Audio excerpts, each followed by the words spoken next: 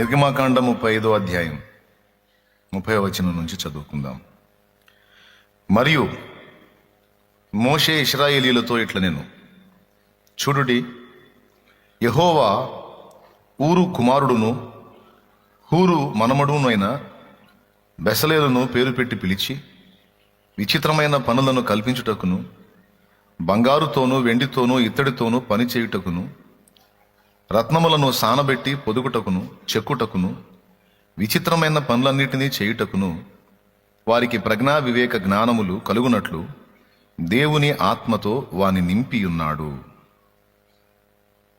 అతడును దాను గోత్రీకుడును అహీసామాకు కుమారుడునైన అహోలీయాబును ఇతరులకు నేర్పునట్లు వారికి బుద్ధి పుట్టించెను.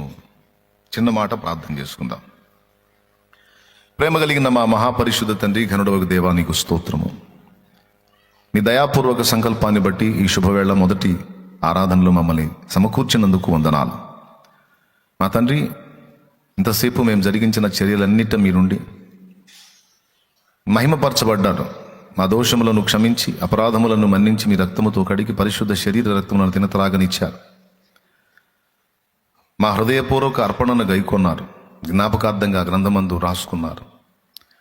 మేము చెల్లించిన స్తుతి సింహాసనాసీనుడే మా మధ్య ఉన్నారు. మా తండ్రి, మాతో మాట్లాడండి. నీ దాసుడు అయోగ్యుడు అపాత్రుడు ప్రభు, నీ రక్తము చేత నీ దాసుని కడిగి శుద్ధీకరించి మా అందరితో మాట్లాడు.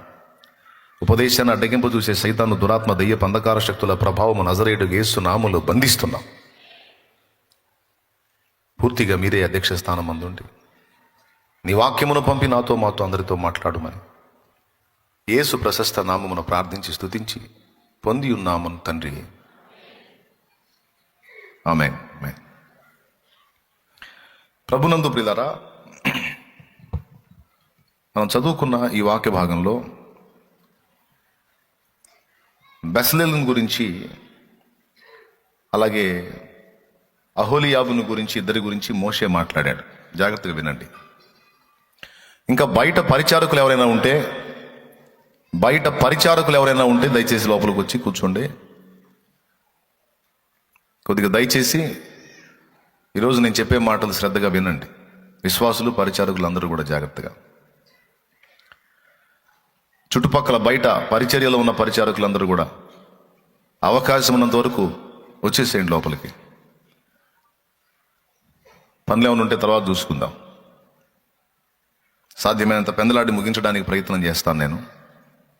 దయచేసి త్వరగా పరిచారకులందరూ కూడా లోపలికి వచ్చి కూర్చోండి.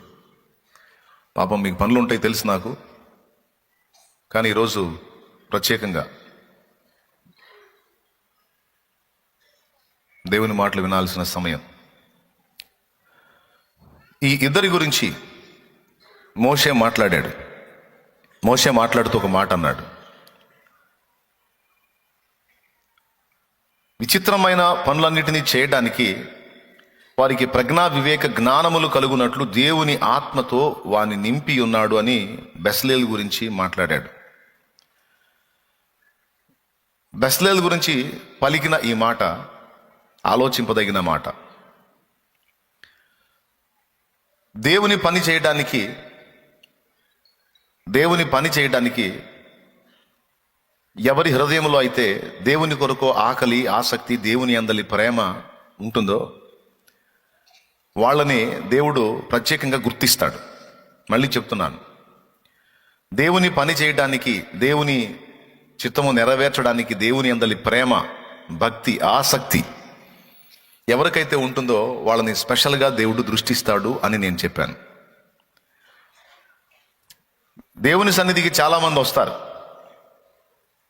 అందరి హృదయాల్లో దేవుని పట్ల ఒకే విధమైన ప్రేమ ఉండదు. కొంతమంది దేవుని అమితంగా ప్రేమిస్తారు, కొంతమంది మితంగా ప్రేమిస్తారు, కొంతమంది తమ స్వార్థం కోసం ప్రేమిస్తున్నట్టు కనిపిస్తారు. కానీ వాళ్ళు దేవుని ప్రేమించే ఆ ప్రేమంతా కూడా తమ స్వార్థం కోసమే, జస్ట్ యూజ్ చేసుకోవటానికి. మరి దేవుని ఆరాధించకపోతే దేవుడు మనకు సాయం చేయడు. మనకు సాయం కావాలంటే దేవుడిని ఆరాధించాలి. దేవుని సన్నిధిలో పరిశుద్ధుల మధ్యలో కూర్చొని మనం కూడా అందరితో పాటు ఆయన్ని మహింపరచాలి. ఇదంతా ఎందుకంటే ఇలా చేస్తే మనల్ని ఆశీర్వదిస్తాడు, మన కుటుంబాలు బాగుంటాయి. అనేటువంటి స్వార్థకాంక్షతో కొంతమంది దేవుని దగ్గరకు వచ్చి దేవుని ఆరాధించి మయంపరిచే వాళ్ళు కొంతమంది ఉంటారు.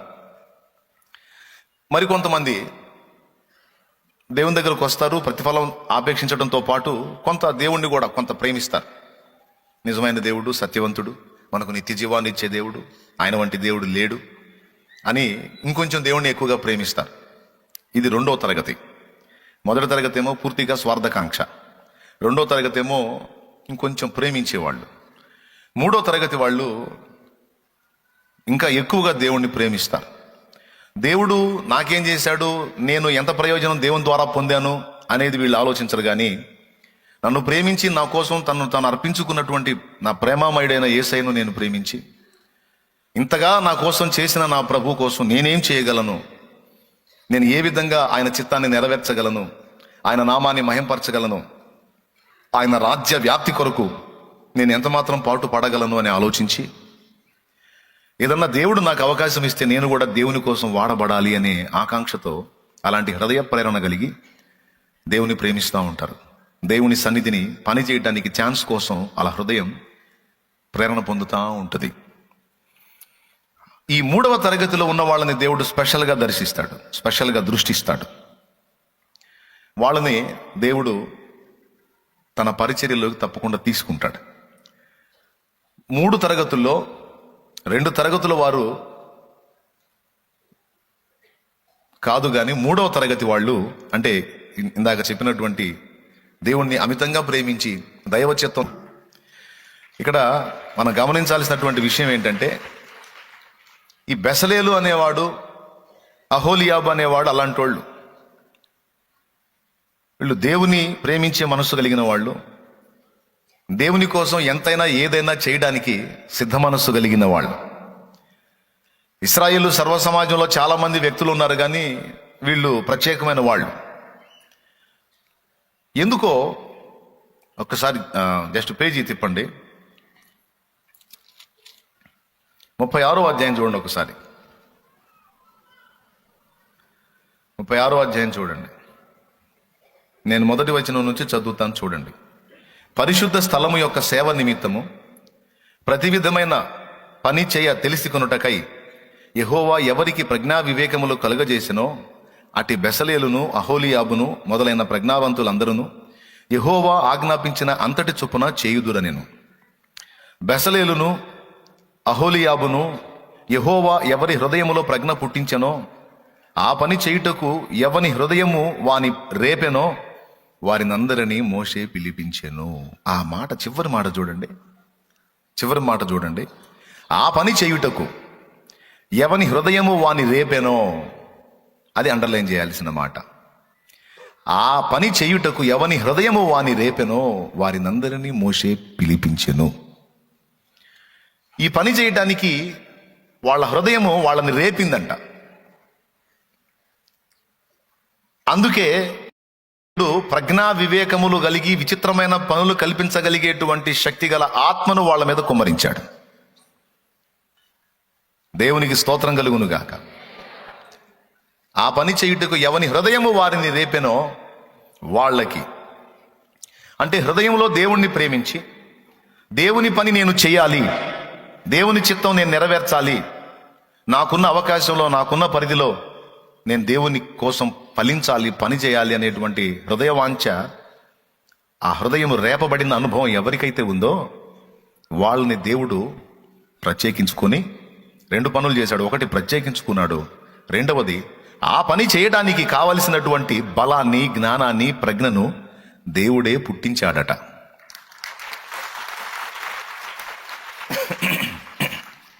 అంటే ఆయన ఆ ఆత్మని ఇవ్వకపోతే ఆ పనిలో వాళ్ళు రాణించడం కష్టం, అది కూడా దేవుని పనిలో. ఇప్పుడు విచిత్రమైన పనులు కల్పించి అవన్నీ నెరవేర్చి ప్రత్యక్ష గుడారపు నిర్మాణాన్ని వాళ్ళు జరిగించారు. తర్వాత ఈ ప్రత్యక్ష గుడారం నిర్మాణానికి ముఖ్య నాయకులుగా కొంతమందిని, వాళ్ళ క్రింద సహకారులుగా మరికొంతమందిని, ఎవని హృదయము వాని రేపెనో వారినందరినీ దేవుడు తన దాసుని ద్వారా పిలువనంపించాడు ప్రత్యక్ష గుడార నిర్మాణానికి. ఇది అక్కడ విషయం. ఇప్పుడు అదొక ఆలయం అయితే, అదొక మందిరం అయితే, యెహోవా సన్నిధి నివసించేటువంటి మందిరం అయితే, నూతన నిబంధన సంఘము కూడా దేవాలయముతో పోల్చబడింది. ఒకసారి పేతురు రాసినటువంటి మొదటి పత్రిక 2వ అధ్యాయం ఒకసారి తీసుకోండి. పేతురు రాసిన మొదటి పత్రిక 2వ అధ్యాయము ఒకసారి చూడండి. అక్కడ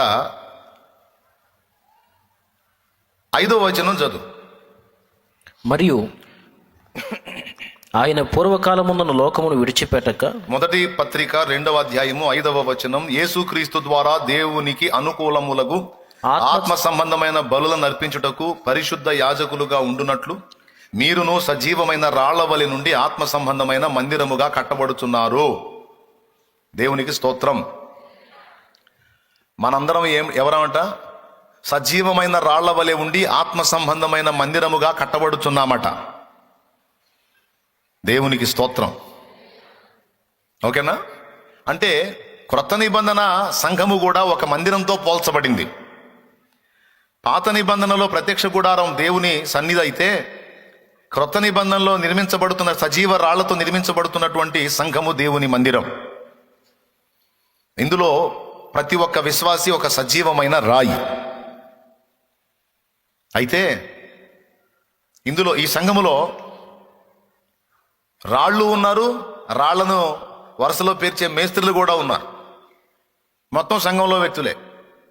ఈ మాట మొదటి కొరింథీ పత్రిక 3వ అధ్యాయం మీరు కానీ చూడగలిగితే, మొదటి కొరింథీ పత్రిక 3వ అధ్యాయం మీరు చూడగలిగితే,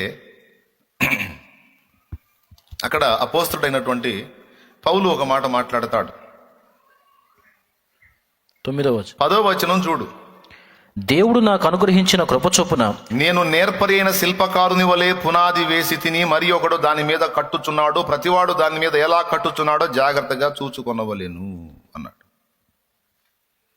శిల్పకారుడెవరు? శిల్పకారుడెవరు? మనం అనుకుంటాం యేసు ప్రభు శిల్పకారుడు. అవును, నిజమే. ఆ శిల్పకారుడు భూమి మీద ఉన్నటువంటి సంఘములోని కొంతమంది వ్యక్తులకు నేర్పరైన శిల్పకారుని వల్ల పునాది వేయటానికి, దాని మీద కట్టడానికి కావలసిన సామర్థ్యాన్ని ఇచ్చి, ఈ సంఘములోని వ్యక్తులనే కొంతమందిని తన జత పనివారుగా తీర్చిదిద్దుకుంటాడట. నేను చెప్పలా, అక్కడ ఉంది చూడు. అక్కడ వచనం కూడా, ఇంకొక వచనం చూపిస్తాను చూడండి. 9వ వచనం చూడు. మేము దేవుని జత పనివారమై ఉన్నాము. మేము దేవుని జత పనివారమై ఉన్నాము. మీరు దేవుని వ్యవసాయమును దేవుని గృహమునై ఉన్నారు. అది పాత నిబంధనలో ప్రత్యక్ష గుడారాన్ని నిర్మించడానికి ముఖ్య నాయకుడు మోషే అయితే, మోషే ద్వారా కొంతమందిని పిలిపించుకుని వాళ్ళని ప్రత్యేకంగా తన ఆత్మతో అభిషేకించాడు దేవుని ప్రత్యక్ష గుడార నిర్మాణం కోసం. ప్రత్యక్ష గుడారం అంటే ఏదో తెరలతో పై కప్పులతో ఒక గుడారాన్ని నిర్మించడం అనుకోకండి. అందులోపలి వస్తువులు కూడా ఉన్నాయి. సువర్ణ బలిపీఠము, ఇత్తడి గంగాళము, దీపవృక్షము, ధూపవేదిక, సన్నిధి రొట్టెల బల్ల, సాక్ష్యపు మందసము, మందసం మీద కెరూబులు, కెరూబుల మధ్యనున్న ఖాళీ కరుణాపీఠము, ఇట్లా వీటన్నిటినీ నిర్మించాలి. ఇవన్నీ నిర్మించాలి. ఇందులో బంగారం పనుంది, వస్త్రాల పనుంది, నూలు వడకాల్సిన పనుంది, చాలా పనులు ఉన్నాయి. తెరలు నిర్మించాలి. ఈ పనులన్నీ చేయడానికి ఎవరెవరిని ఎంపిక చేసుకోవాలో మోషేని దేవుడు నియమించి, మోషే ద్వారా కొంతమందిని పిలిచాడు. అందులో ఇద్దరిని ప్రత్యేకంగా దేవుడు ఎత్తి మాట్లాడాడు. ఆ ఇద్దరి పేర్లు బెసలేలు, అహోలియాబు. వీళ్ళిద్దరికీ స్పెషల్గా దేవుడు తన ఆత్మను అనుగ్రహించాడంట. లీడర్స్ అనుకోండి వీళ్ళు. మళ్ళా వీళ్ళ ద్వారా కొంతమంది ఎంపిక చేయబడి వాళ్ళు దేవుని పనిలోనికి వచ్చారు. మొత్తం 3 విభాగాలు కనపడతాయి. మొదటి విభాగంలో మోషే ఒక్కడే ఉంటాడు. 2వ విభాగంలో బెసలేలు, అహోలియాబు ఉంటారు. 3వ విభాగంలో వారి కింద పనిచేయడానికి వచ్చినటువంటి మిగిలిన పరిచారకులు, ఎవని హృదయము వాని రేపెనో వాళ్ళందరూ కూడా వచ్చి లైన్లో ఉంటారు. ఈ 3 విభాగాలుగా ఉన్నటువంటి వీళ్ళందరూ కలిసి 3 విభాగాలుగా ఉన్నటువంటి ప్రత్యక్ష గుడారాన్ని నిర్మించారు. ఆవరణము, పరిశుద్ధ స్థలము, అతి పరిశుద్ధ స్థలం. అందులో వస్తువులు, ఉపకరణాలు అన్నిటినీ వీళ్ళు కల్పించారు. ఇలా వీళ్ళు చేయడానికి దేవుడే వారికి తన ఆత్మను, తన శక్తిని, ప్రజ్ఞా వివేకములు కలిగినటువంటి తన శక్తిని అనుగ్రహించాడు అని ఇప్పుడు మనం చదువుకున్నాం. మీరు చదివారు, నేను చదివాను. ఇప్పుడు కొత్త నిబంధన సంఘమును దేవుని పరిచర్య చేయడానికి సంఘం కట్టేదెవరు? దేవుని వాక్యంలోనే చూద్దాం. సంఘమును కట్టేది షాలేము రాజో లేకపోతే పౌలో మరెవరో కాదు. చూడండి, మత్తయి సువార్త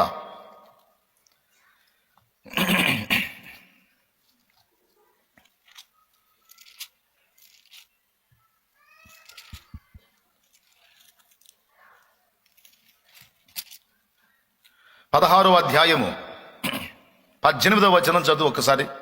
మరియు నీవు పేతురువు, ఈ బండ మీద నా సంఘమును కట్టుదును. అద్దుగో, నా సంఘమును కట్టుదును అనే మాట ఎవరు మాట్లాడారు? ప్రభువు మాట్లాడాడు. దేవునికి కృతజ్ఞతాస్తుతులు చెప్దాం గట్టిగా, స్తోత్రం. సంఘమును కట్టేది ఎవరు? షాలేము రాజో లేకపోతే ఇంకొకడో పౌలో పేతురో కాదు. సంఘమును కట్టునది ప్రభువే, సంఘమును నిర్మించున్నది ప్రభువే.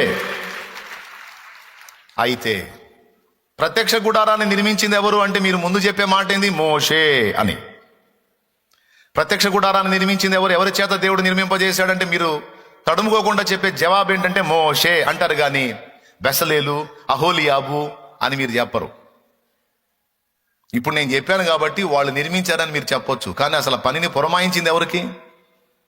మోషేకి దేవుడు. ఆ విజన్ ఇచ్చింది ఎవరికి? మోషేకి. ఎలా కట్టాలో, ఎలా నిర్మించాలో కొండ మీద నేను నీకు చూపించిన మాదిరి చొప్పున అచ్చం అలాగునే నీవు ప్రత్యక్ష గుడారాన్ని నిర్మించాలి. ఎక్కడ ఏది ఉంచాలో ఆ డిజైనింగ్ అంతా మోషేనే చెప్పాలి. చెప్పిన వస్తువులు చేయటం వాళ్ళ పని. బలిపీఠం ఎక్కడుండాలో, ఇత్తడి గంగాళం ఎక్కడుండాలో, దీపవృక్షం ఎక్కడుండాలో, ధూపవేదిక ఎక్కడుండాలో, సన్నిధి రొట్టెల బల్ల ఎక్కడుండాలో, సాక్ష్యపు మందసం ఎక్కడుండాలో, ఆ మందసంలో ఏమేమి ఉండాలో ఇవన్నీ కూడా చెప్పాల్సిన వాడు, చేయించాల్సిన వాడు మోషే. ఆయన చెప్పిన ప్రకారం వీళ్ళు ఆ వస్తువులన్నిటిని నిర్మించి మోషేకి అప్పగిస్తారు. ఆ ప్రదేశాల్లో మోషే వాటిని పెట్టిస్తాడు. దీనికోసం మిగిలిన వాళ్ళందరూ కూడా ప్రయాసపడాలి. అలాగే సంఘమును కట్టునది ఎవరు అంటే దేవుని వాక్యం స్పష్టంగా చెప్పింది, సంఘాన్ని కట్టేది యేసయ్య. ఆయనే చెప్పాడు, నేను నా సంఘమును కట్టుదును. ప్రభువు కట్టేటువంటి సంఘము ఎదుట పాతాళలోక ద్వారములు నిలవ నేరవన్నాడు. దేవునికి స్తోత్రం కలుగును గాక. సహజంగా మనం అలవాట్లో పొరపాటుగా ఒక మాట అంటూ ఉంటాం. సేవకులుగా కొంతమంది సేవకులుగా అలవాట్లో పొరపాటుగా అక్కడ సంఘం కట్టానండి, ఇక్కడ సంఘం కట్టి మొత్తం 3 సంఘాలు కట్టానండి, మొత్తం 4 సంఘాలు కట్టానండి, మొత్తం 5 సంఘాలు కట్టానండి, మొత్తం ఒక 20 సంఘాలు కట్టానండి అంటారు. దేవుని వాక్యం ఏం చెబుతుంది? సంఘాలు కట్టేదెవరు? నేను నా సంఘమును కట్టుదును అన్నాడు. కాబట్టి మరి నేను కట్టాను అనొచ్చా? ఏమనాలో తెలుసా? ప్రభువు నన్ను వాడుకొని 3 సంఘములను నిర్మించాడు. ప్రభువు నన్ను వాడుకొని ఆయన కృపతో 5 సంఘములను నిర్మించాడు. ప్రభువు నన్ను వాడుకొని ఆయన కృపతో ఇదిగో ఇన్ని సంఘములు కట్టాడు. ప్రభువు కట్టాడు. ప్రభువు కట్టిందే నిలబడిద్ది, కానీ మనుషులు కట్టే నిలబడదు సోదరా. Okay, point number 1. ఇప్పుడు ప్రత్యక్ష గుడారాన్ని కట్టింది ఎవరు? పెద్దగా చెప్పాలి. మోషే అన్నారు. ఎవరిని వాడుకొని కట్టించాడు? బెసలేలుని, అహోలియాబుని. వాళ్ళని నాయకులుగా పెట్టుకొని వాళ్ళ కింద పరిచారకుల్ని నియమించి వాళ్ళ ద్వారా ఆ ప్రత్యక్ష గుడారాన్ని నిర్మించాడు. ఇప్పుడు ఒక మాట చెప్పండి, యెహోవా అనుగ్రహించేటువంటి ఆ ఆత్మశక్తి అనేది ఈ ఇద్దరి మీదే పనిచేసిద్దా? వీరి కిందకు వచ్చి పరిచర్య చేయడానికి వచ్చిన వాళ్ళ మీద కూడా పనిచేసిద్దా? మొత్తం 3 మీద పనిచేసిద్ది దేవుని శక్తి. 1 మోషే మీద పనిచేసిద్ది, 2 బెసలేలు అహోలియా మీద పనిచేసిద్ది, 3 వారికి సహకారులుగా ఎవరి హృదయము వారిని రేపెనో వారందరూ వచ్చారు కదా, వారందరి మీద పనిచేసింది. కొడితే గట్టి కొట్టండి, లేకపోతే వదిలేసేయండి.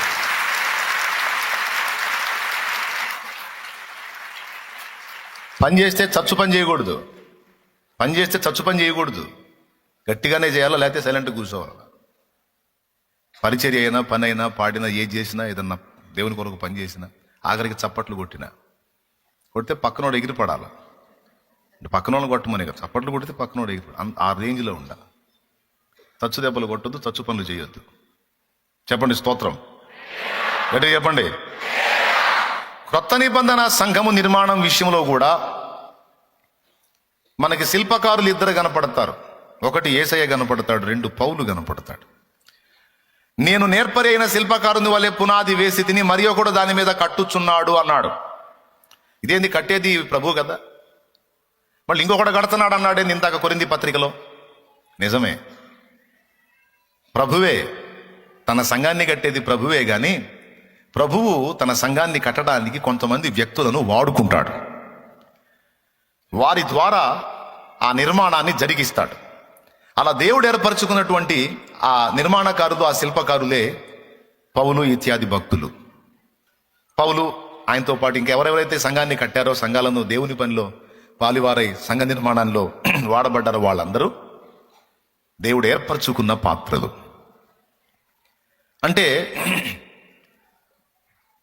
మోషే ప్లేస్లో యేసయ్యను ఊహిందాం. అంత డిజైనింగ్ అంతా యేసయ్యే. సంఘ క్రమాలు, క్రమశిక్షణ, వ్యవహారం మొత్తం కూడా యేసయ్య తన ఆత్మ ద్వారా, పరిశుద్ధాత్మ ద్వారా మొత్తం నాయకుడు ఎవరు? పరిశుద్ధాత్మలో ఎవరుండి పని జరిగిస్తున్నారు? పరిశుద్ధాత్మలో తండ్రి ఉన్నాడు, పరిశుద్ధాత్మలో కుమారుడు కూడా ఉన్నాడు. యేసు తన ఆత్మ ద్వారా, తండ్రి తన ఆత్మ ద్వారా మనతో కూడా, వారు ముగ్గురు త్రియేక దేవుడు మనతో నివాసం ఉంటున్నాడు.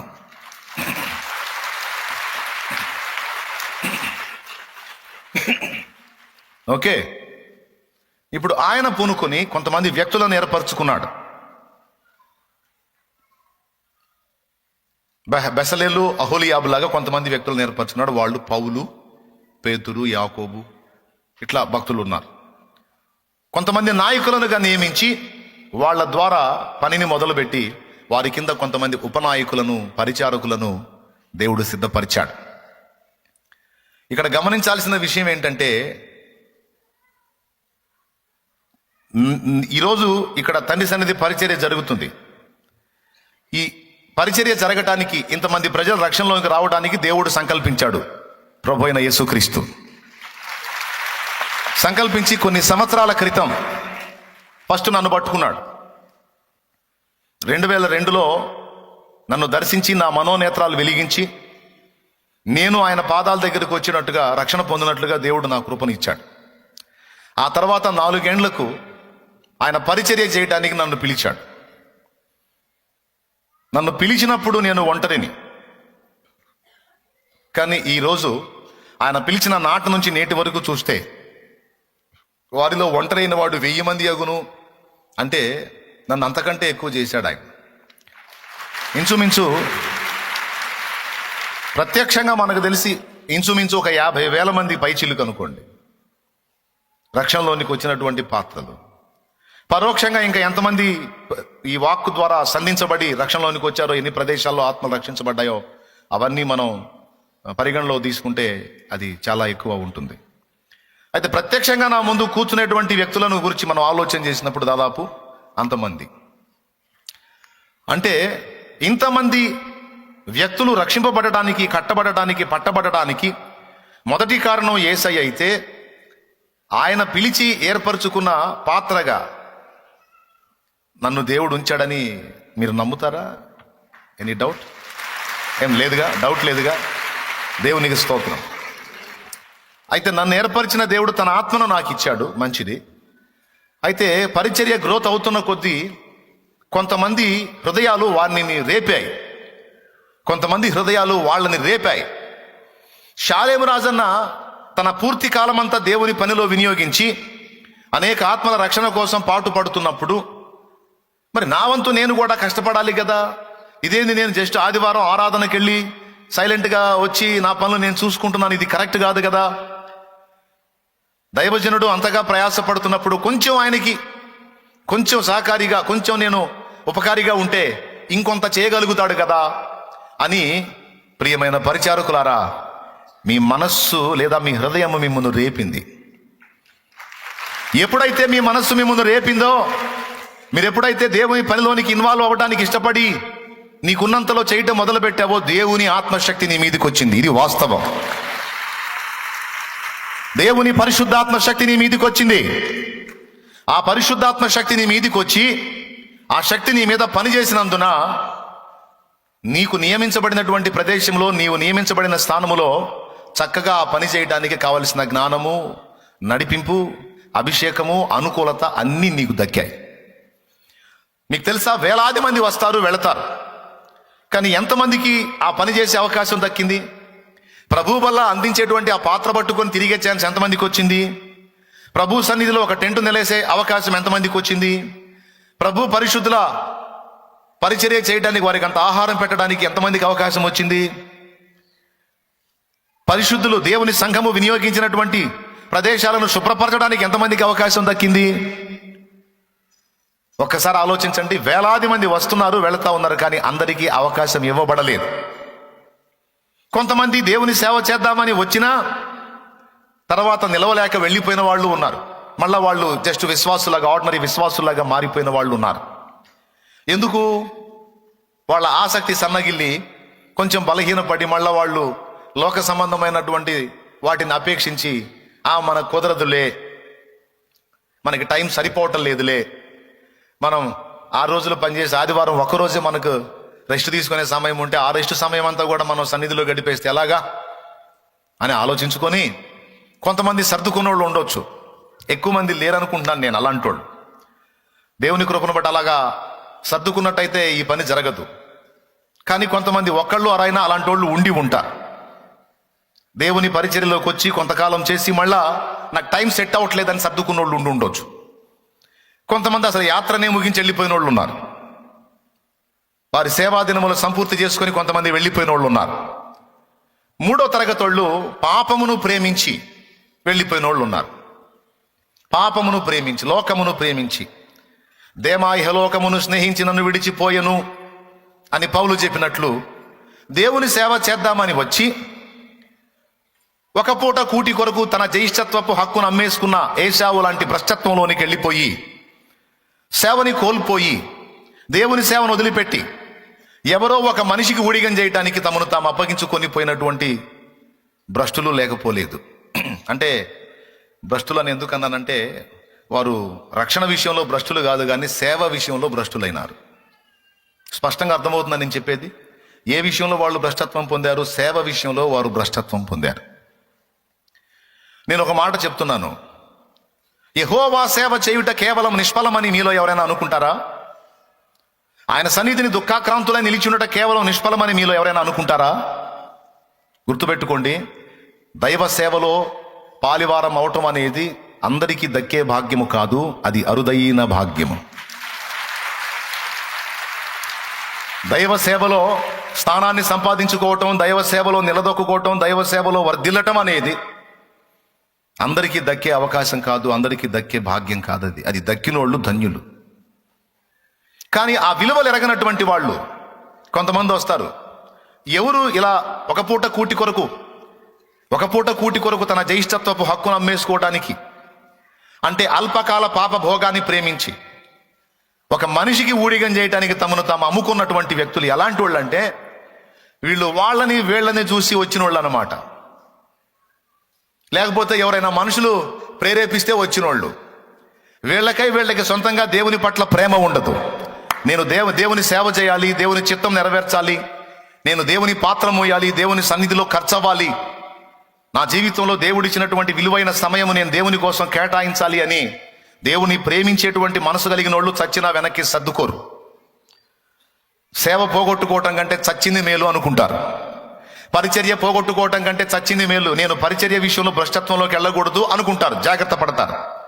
మరి ఎవరు వెనక్కి సర్దుకుంటారు? పాపమును ఎవరు స్నేహిస్తారు అంటే, ఎవరి గుండెల్లో దేవుని పట్ల ప్రేమ ఉండదో, ఎవరు పక్క వాళ్ళ ద్వారా ప్రేమ ఉండదు, దేవుని సేవకుల విలువ తెలియదు, దేవుని సేవ విలువ అంతకన్నా తెలియదు. కానీ వాళ్ళు వీళ్ళు చేస్తుంటే వీళ్ళు కూడా చూసి 4 దినాలు ఆవేశపడతారు అన్నమాట. కొద్ది రోజులు ఆవేశపడతారు.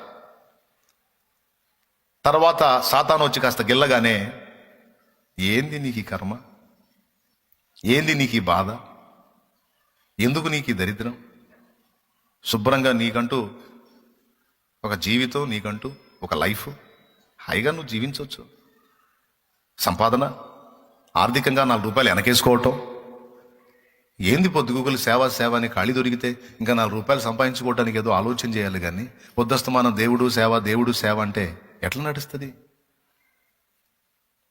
అని సైతాను గిల్లుతాడు ఎవరో ఒకళ్ళ ద్వారా. ఆ గిల్లినప్పుడు అంతకుముందు మనుషులు ప్రేరేపిస్తే వచ్చారు కదా సేవకి, ఇప్పుడు లోకంలో ఉన్న మనుషులు ప్రేరేపిస్తే మళ్ళీ లోకంలోకి వెళ్ళిపోతారు అనమాట. వీళ్ళని చంచలులు అంటారు. వీళ్ళని ఏమంటారంటే చంచల బుద్ధి కలిగిన వారు, స్థిరులు కాదు వీళ్ళు.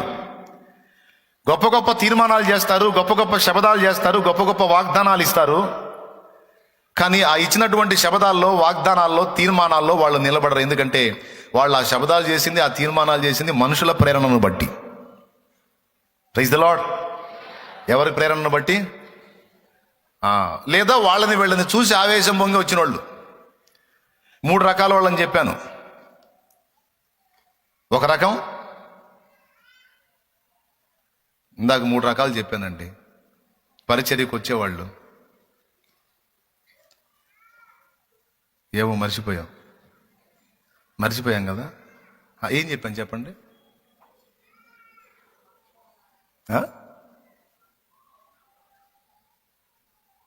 పాయే కొన్ని ఏళ్ళకి ఏమైనా గుర్తుందా?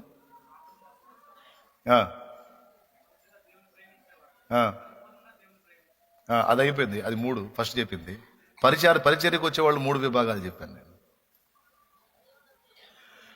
యథార్థంగా దేవుణ్ణి ప్రేమించేవాళ్ళు, దేవుని ద్వారా తమ మనసు రేపబడి, తమ హృదయము ప్రేరణ పొంది, తమంతట తాముగా దేవుణ్ణి ప్రేమించి, అన్న సేవ చేస్తున్నప్పుడు నా వంతు నేను కూడా అన్నకు సహకారిగా ఉండాలి, నా వంతు నేను కూడా చేయాలి, అప్పుడు అన్న ఇంకొంచెం చేస్తాడనే ఆశ కలిగి సేవకొచ్చేవాళ్ళు. దేవునికి స్తోత్రం.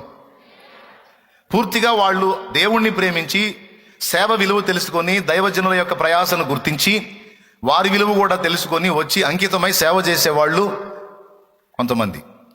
కొంతమంది పాపం పరిచర్యకు వచ్చి కూడా డబ్బును ప్రేమించి వెనక్కి జారేవాళ్ళు 3వ తరగతి వాళ్ళు. పాపమును ప్రేమించి వెనక్కి జారేవాళ్ళు, డబ్బును ప్రేమించి వెనక్కి జారేవాళ్ళు. వాళ్ళ టైం అంతా కూడా మనీ సంపాదన కోసం వాళ్ళు ఆలోచిస్తారు.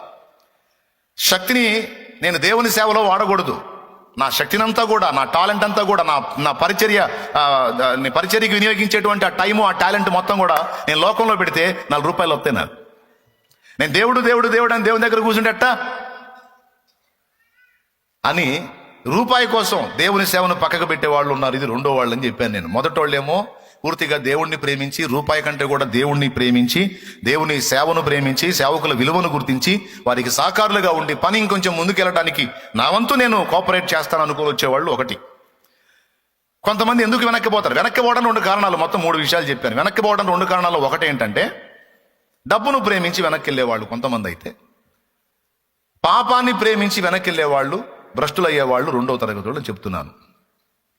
ఎందుకు పాపాన్ని ప్రేమించి అంటే దేవుని పనికే వస్తారు, దేవుని పరిచర్యలోనే ఉంటారు, వీళ్ళని చూసి వచ్చిన వాళ్ళు. వీళ్ళు ఎలా తయారవుతారంటే వీళ్ళకి సరైన వాళ్ళు తగలనంత వరకు వీళ్ళు భక్తిలో, ఆత్మీయతలో ఉన్నట్టు కనపడతారు. సరైన శోధకులు వీళ్ళకి తగిలారనుకో వీళ్ళు జంప్ అయిపోతారు. అంటే ఈ స్థిరము లేని జీవితాలు, దేమా ఇహలోకమును స్నేహించినను విడిచిపోయినన్న దేమాలు అన్నమాట వీళ్ళు. అయితే దేమా తర్వాత రియలైజ్ అయ్యి మళ్ళీ వచ్చాడు. ఈరోజు ఇక్కడ ఉన్నటువంటి వాళ్ళందరికీ నేను చెప్తున్నాను, ఒకవేళ ఎవరైనా పరిచర్యను విసర్జించి డబ్బునో, పాపాన్నో, ఒక పూట కూటినో ఆశించి దేవుని పనిని వదిలిపెట్టినటువంటి భ్రష్టత్వంలోకి వెళ్ళిన వాళ్ళు ఎవరైనా ఉంటే, దేమా తిరిగి తప్పు దిద్దుకొని మళ్ళా దేవుని పనిలోనికి వచ్చినట్టు తిరిగి దేవుని సేవలోనికి పరిగెత్తండి. తప్పు దిద్దుకోండి, జాగ్రత్త పడండి, మారు మనసు పొందండి, పాపాన్ని విసర్జించండి. అల్పకాల పాప భోగమును ప్రేమించుట కంటే క్రీస్తు విషయమైన నింద గొప్ప భాగ్యమని ఎంచుకున్నాడట మోషే. దైవ సేవ కావాలన్న దొరకదు, రావాలన్న నీకు రాదు.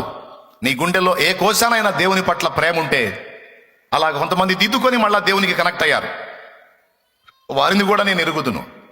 తెలిసి తెలియక దుష్ట ప్రేరణకు లోనై భ్రష్టత్వంలోనికి వెళ్ళినా మళ్ళా తెరవబడిన కన్నులు గలవారై పరిగెత్తుకుంటూ, అమ్మో నాకు దేవుడే కావాలి, నాకు ఈ చెత్త వద్దు, ఈ లోకమంతా పెంట నాకు వద్దిది అని తిరిగి దేవుని పాదాల దగ్గరికి పరిగెత్తి దేవుని 2 పాదములు అలాగా పెనవేసుకున్న బిడ్డల్ని నేను ఎరుగుదును.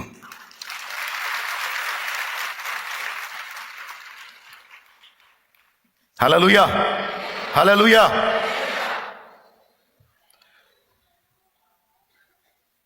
ఈరోజు మీ అందరికీ ఎందుకు సమకూర్చి ఈ విషయాలు మాట్లాడుతున్నానంటే ఇది అవసరం. సేవ చేస్తా చేస్తా చేస్తా కొద్ది రోజులు గడిచేసరికి ఒక రకమైన ఉదాసీనత వచ్చింది, రొటీన్ ఫీల్ వచ్చింది. కానీ ఎన్నడూ కూడా ఆ ఫీలింగ్ రానియొద్దు. నువ్వు ఒక స్థానంలో ఉండి నువ్వు ట్రాఫిక్లో ఉన్నావో, లేకపోతే బాత్రూమ్ దగ్గర ఉన్నావో, భోజనం దగ్గర ఉన్నావో, వడ్డించే దగ్గర ఉన్నావో, లేకపోతే ఇంకొక పనిలో నువ్వు ఉన్నావో, నువ్వు ఎక్కడ ఏ పనిలో ఉండి దేవుని పని సమర్థవంతంగా నెరవేరుస్తున్నావో అది నెరవేర్చడానికి ఆ కృప నీకు ఇచ్చింది నా దేవుడు, ఆ శక్తి నీకు ఇచ్చింది నా దేవుడు, ఆ ఆత్మను నీకు ఇచ్చింది నా దేవుడు. నీలో ఉన్నటువంటి ఆసక్తిని చూసి తన పనికి నిన్ను నమ్మకమైన దానిగా ఎంచి ప్రభు వల్ల పాత్ర అందించే దగ్గర నుండి ఆ పాత్రల కడిగి శుభ్రం చేసేదాకా, పరిశుద్ధులు తినే ఆహారం వడ్డించే దగ్గర నుండి వారి ప్లేట్స్ కడిగేదాకా ఏ పనిని నీకు దేవుడు నియమించాడో ఆ పని చేయడానికి నీకు సామర్థ్యాన్ని, అభిషేకాన్ని, జ్ఞానాన్ని, ఆ స్థిరత్వాన్ని కూడా దేవుడే ఆయన కృపతో అనుగ్రహించాడు. ఎందుకంటే నీ హృదయము దేవుని ప్రేమిస్తుంది. నీ హృదయము దైవ సేవ కొరకు రేపబడింది. దేవుడు తన హస్తాన్ని చాపి నీకు కృపనిచ్చాడు, అవకాశం ఇచ్చాడు. ఇది వాస్తవం, ముమ్మాటికి వాస్తవం. ఇలాగున నీవు దేవుని పని చేయటం ద్వారా కొన్ని విధమైన ప్రయోజనాలు భూమి మీద పొందుతావు, భవిష్యత్తులో కూడా పొందుతావు. ప్రతిఫలం ఏం లేకుండా లేదు. అయినా నువ్వు దాన్ని లక్ష్య పెట్టి పని చేయటల్లా. నాకేదో వచ్చింది, నాకేదో దొరికింది, నాకేదో ఇస్తాడనేది కాదు. ఆత్మలు నశించిపోతున్నాయి. ఆత్మల రక్షణ కోసం ఒకడు కష్టపడుతున్నాడు యథార్థంగా, వానికి నా వంతు నేను చేయూతనివ్వాలి, నా వంతు సహకారం నేను అందించాలి. అందిస్తే ఇంకా ఎక్కువ మంది ఆత్మలు రక్షింపబడే అవకాశం ఉంది, ఎక్కువ మంది జీవితాలు కట్టబడే అవకాశం ఉంది. ఎందుకంటే అతడు దేవుడు ఎంచుకున్న పాత్ర అని మొదట నీవు గుర్తించావు. జరుగుతున్న పనేంటో, పరిచర్య ఏం జరుగుతుందో, ఎంతమంది రక్షించబడుతున్నారో నువ్వు గుర్తించావు. సంవత్సరం మొత్తం పరిచర్య చేసి సంవత్సరాంతంలో 10 మంది బాప్తిస్మం పొందితే పాస్టర్ గారు పలా వండిస్తాడు. దేవునికి స్తోత్రం. సంవత్సరం అంతా పనిచేసి, సంవత్సరం అంతా పరిచర్య చేసి సంవత్సరాంతమున 10 మంది బాప్తిస్మం పొందితే పాస్టర్ గారు భారీ ఫంక్షన్ చేస్తాడు. ఎందుకంటే 10 మంది ఆత్మలు దేవుని రాజ్యమునకు చేర్చబడ్డారు, నరకాగ్ని నుండి కాపాడబడ్డారు, నిత్య జీవమునకు వారసులయ్యారు. అంత సంతోషిస్తే దాదాపు 4400 మంది కంటే ఎక్కువ మంది రక్షణలోనికి వచ్చినప్పుడు మరి మనమెంత పండగ చేయాలి?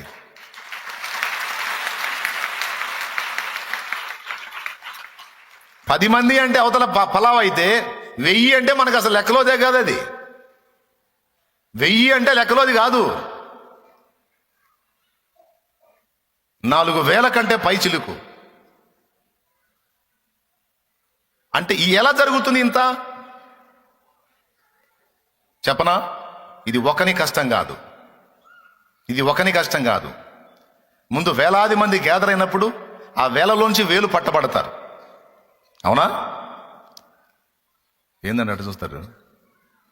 ఆ వేలాది మందికి ముందు కూర్చోవడం దగ్గర నుంచి, వాళ్ళు వచ్చే త్రోవ దగ్గర నుంచి, వాళ్ళు వాడే వస్తువుల దగ్గర నుంచి, వాళ్ళు వాడే ప్రదేశాల దగ్గర నుంచి అన్నిట తలా ఒక చెయ్యేసి ఎక్కడ పరిచర్య అక్కడ జరిగితే ఇప్పటికీ అన్ని వేల మంది రక్షణలోనికి వచ్చారు. అన్ని వేల జీవితాలు నిత్యము మండి అగ్నిగుండం నుండి కాపాడబడి నిత్య జీవానికి వారసులయ్యారు. కొంతమంది చేరారు కూడా అక్కడికి. ఎక్కడికి? పరదైసుకు చేరారు. మన రక్షణలోనికి నడిపించిన వాళ్ళలో చాలా మంది పరదైసు కూడా వెళ్ళిపోయారు. ఇంకా చాలా మంది రక్షణ పొందబోతున్నారు. జరగబోతుంది, ఇంకా దేవుని బలమైన కార్యం జరగబోతుంది.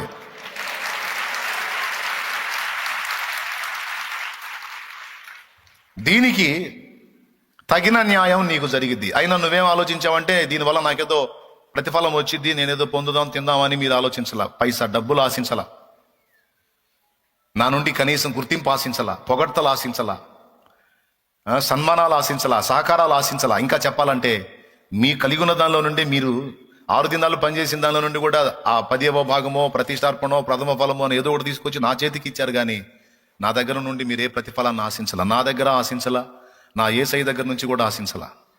నా యేసయ్య కూడా ఇట్లా చేస్తే నాకేదో ఇస్తాడని కూడా అనుకోలా. అప్పులు ఒక పక్క వేధిస్తానే ఉన్నాయి, సమస్యలు ఒక పక్క బాధిస్తానే ఉన్నాయి, శరీర బలహీనతలు ఒక పక్క కృంగదీస్తానే ఉన్నాయి, కుటుంబ సమస్యలు ఒక పక్క నలగొడతానే ఉన్నాయి. అయినా పట్టించుకోవాలా. ఏం దేవా, నేను పరిచర్య చేస్తున్నా కదా, కనీసం నా అప్పులు తీరలేదు ప్రభా అనే ప్రశ్న నువ్వు వేయలే.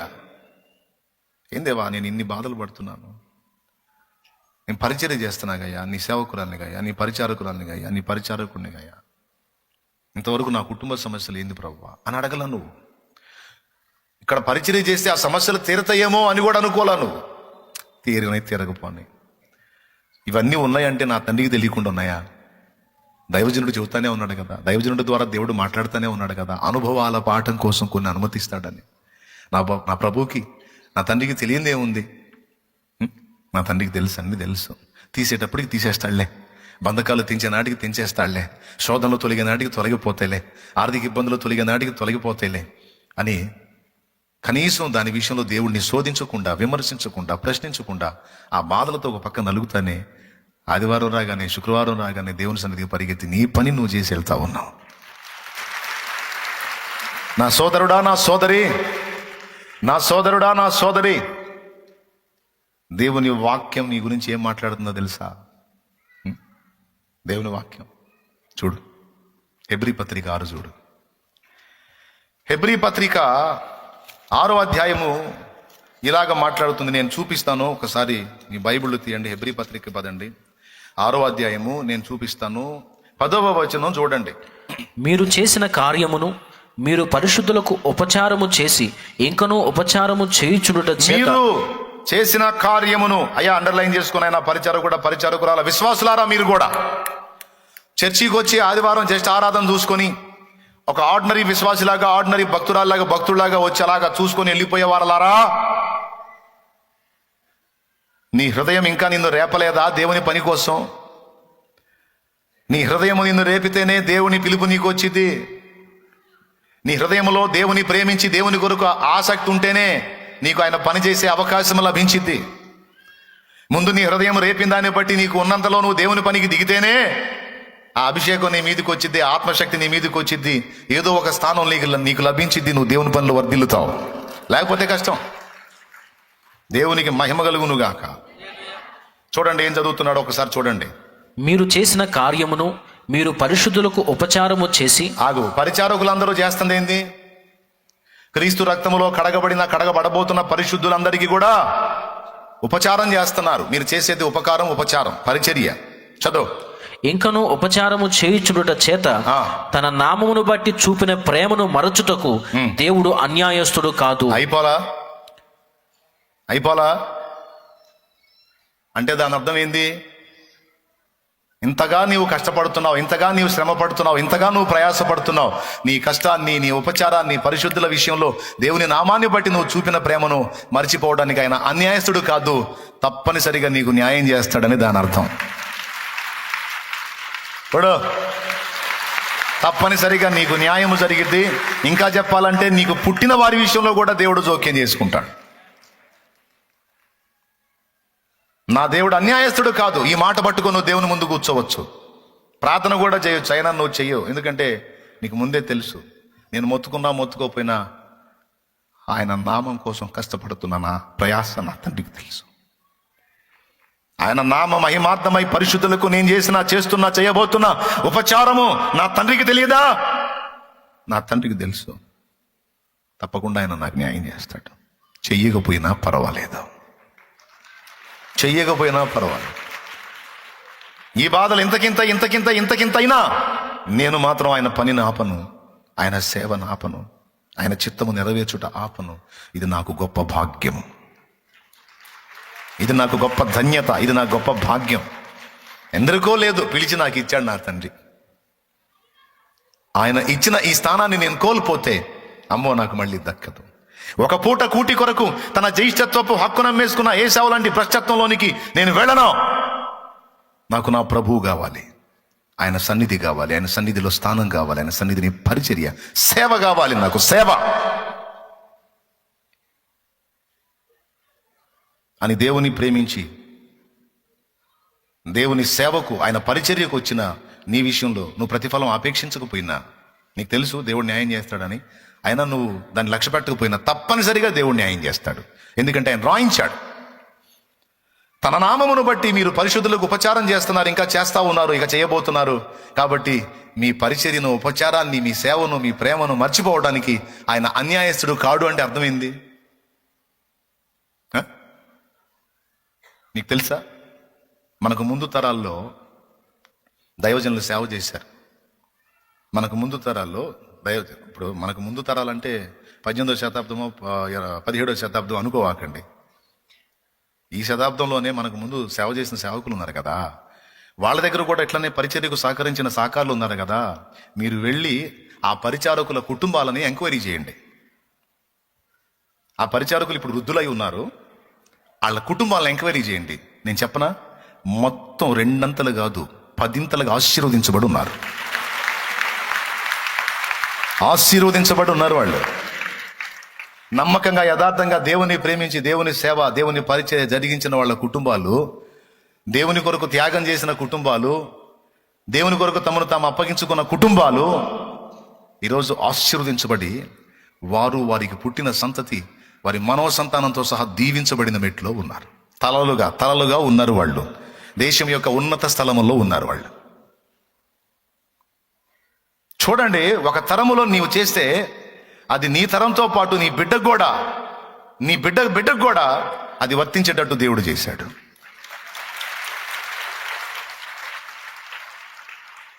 అబ్రహామును బట్టి తన సంతానం అంతటిని ఆశీర్వదించినట్టు, యాకోబును బట్టి తన సంతతి అంతటిని దీవించినట్టు, దావీదును బట్టి తన సంతతిని స్థిరపరిచినట్టు సింహాసనం మీద దేవుడు మనం చేసిన ఉపచారాన్ని మరిచిపోడు.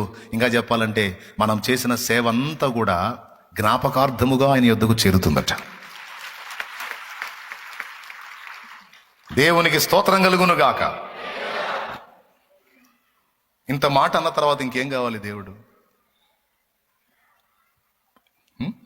ఇంత మాట రాయించిన తర్వాత అంతేకాదు, ఆ సహకారుల పేర్లు జీవగ్రంథమందు రాయబడి ఉన్నాయి అన్నాడండి.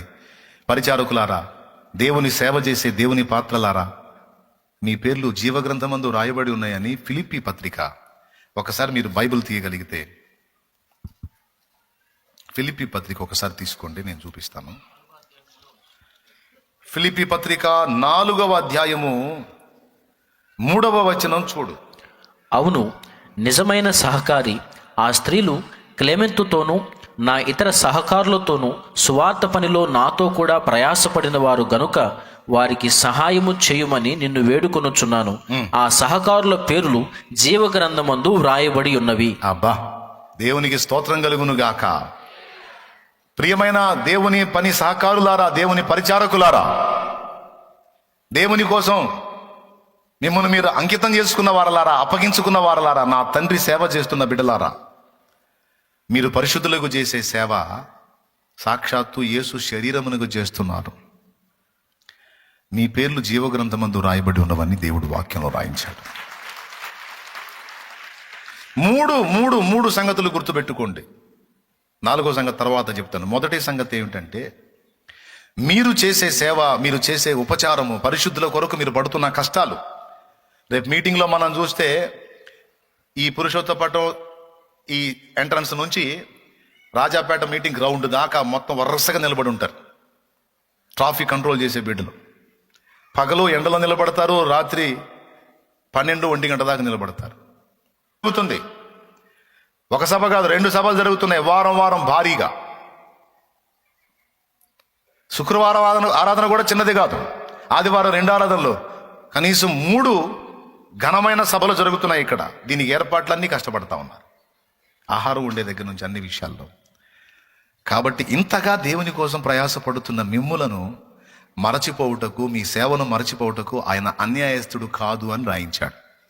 అంటే తప్పనిసరిగా నీకును, నీ ఇంటి వారికి, నీకు పుట్టిన వారికి, వారికి పుట్టే వారికి కూడా దేవుడు తప్పనిసరిగా న్యాయం చేస్తాను అని మాట్లాడుతున్నాడు.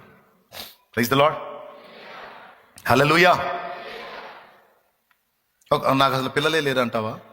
Don't worry. నీకు పుట్టినవారు అంటే సువార్త ద్వారా నువ్వు కన్నవాళ్ళు కూడా ఇంకా అనేకుల్ని కనొచ్చు కదా, అది ఇంకా బెస్ట్ కదా. ఇప్పుడు నీకు భౌతికంగా సంతానం లేకపోవచ్చు, స్పిరిచువల్గా ఆత్మీయంగా నువ్వు కొంతమందిని కనున్నావు. వాళ్ళు ఇంకా అనేకుల్ని అంటారు, నీ సంతతి కింద వాళ్ళు వస్తారు రేపు అక్కడ ఆత్మీయంగా. దేవునికి స్తోత్రం చెప్పు, గట్టిగా చెప్పు.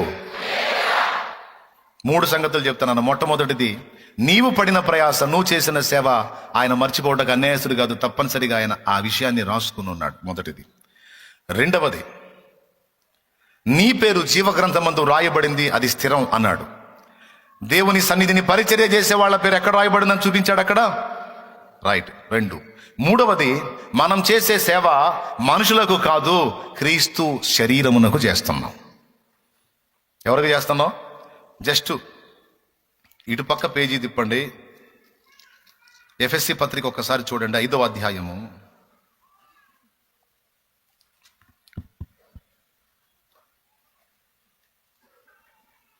27వ వచనం నుంచి. పురుషులారా, మీరును మీ భార్యలను ప్రేమించుడి, అటువలే క్రీస్తు కూడా సంఘమును ప్రేమించి. అక్కడ నుంచి కిందికి చదువు. అది కలంకమైనను ముడతైనను అట్టిది మరి ఏదైనను లేక పరిశుద్ధమైనది గాను నిర్దోషమైనది గాను మహిమగల సంఘము గాను ఆయన తన ఎదుట దాన్ని నిలువబెట్టుకొనవలెనని వాక్యముతో ఉదక స్నానము చేత దాన్ని పవిత్రపరచి పరిశుద్ధపరచుటకై దాని కొరకు తన్ను తాను అప్పగించుకొనెను. దేవునికి స్తోత్రం కలుగును గాక. ఏమండి,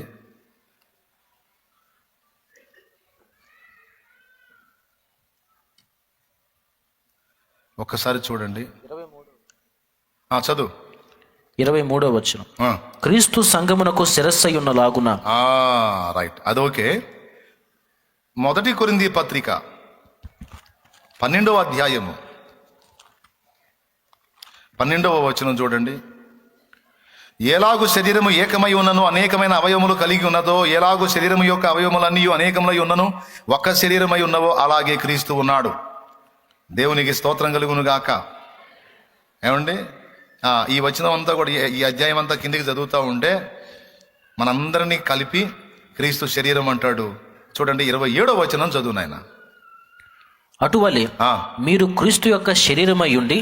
చాలు చాలు చాలు, సరిపోయింది. ఇక ఇందాక చదువుకున్న దానిలో క్రీస్తు సంఘమునకు శిరస్సు అని చదివాం. ఇప్పుడు ఇక్కడే మీరు కూడా క్రీస్తు శరీరమై ఉండి. ఏమన్నాడు ఇక్కడ? అటువలే మీరు క్రీస్తు శరీరమై. ఆ మాట అండర్లైన్ చేసి, మనం క్రీస్తు శరీరం అంటే సంఘము. రైట్. నేను మీకు వందనాలు చెప్పాను అనుకో, నేను ఎవరికి వందనాలు చెప్తున్నాను తెలుసా? క్రీస్తు శరీరమునకు వందనాలు చెప్తున్నాను.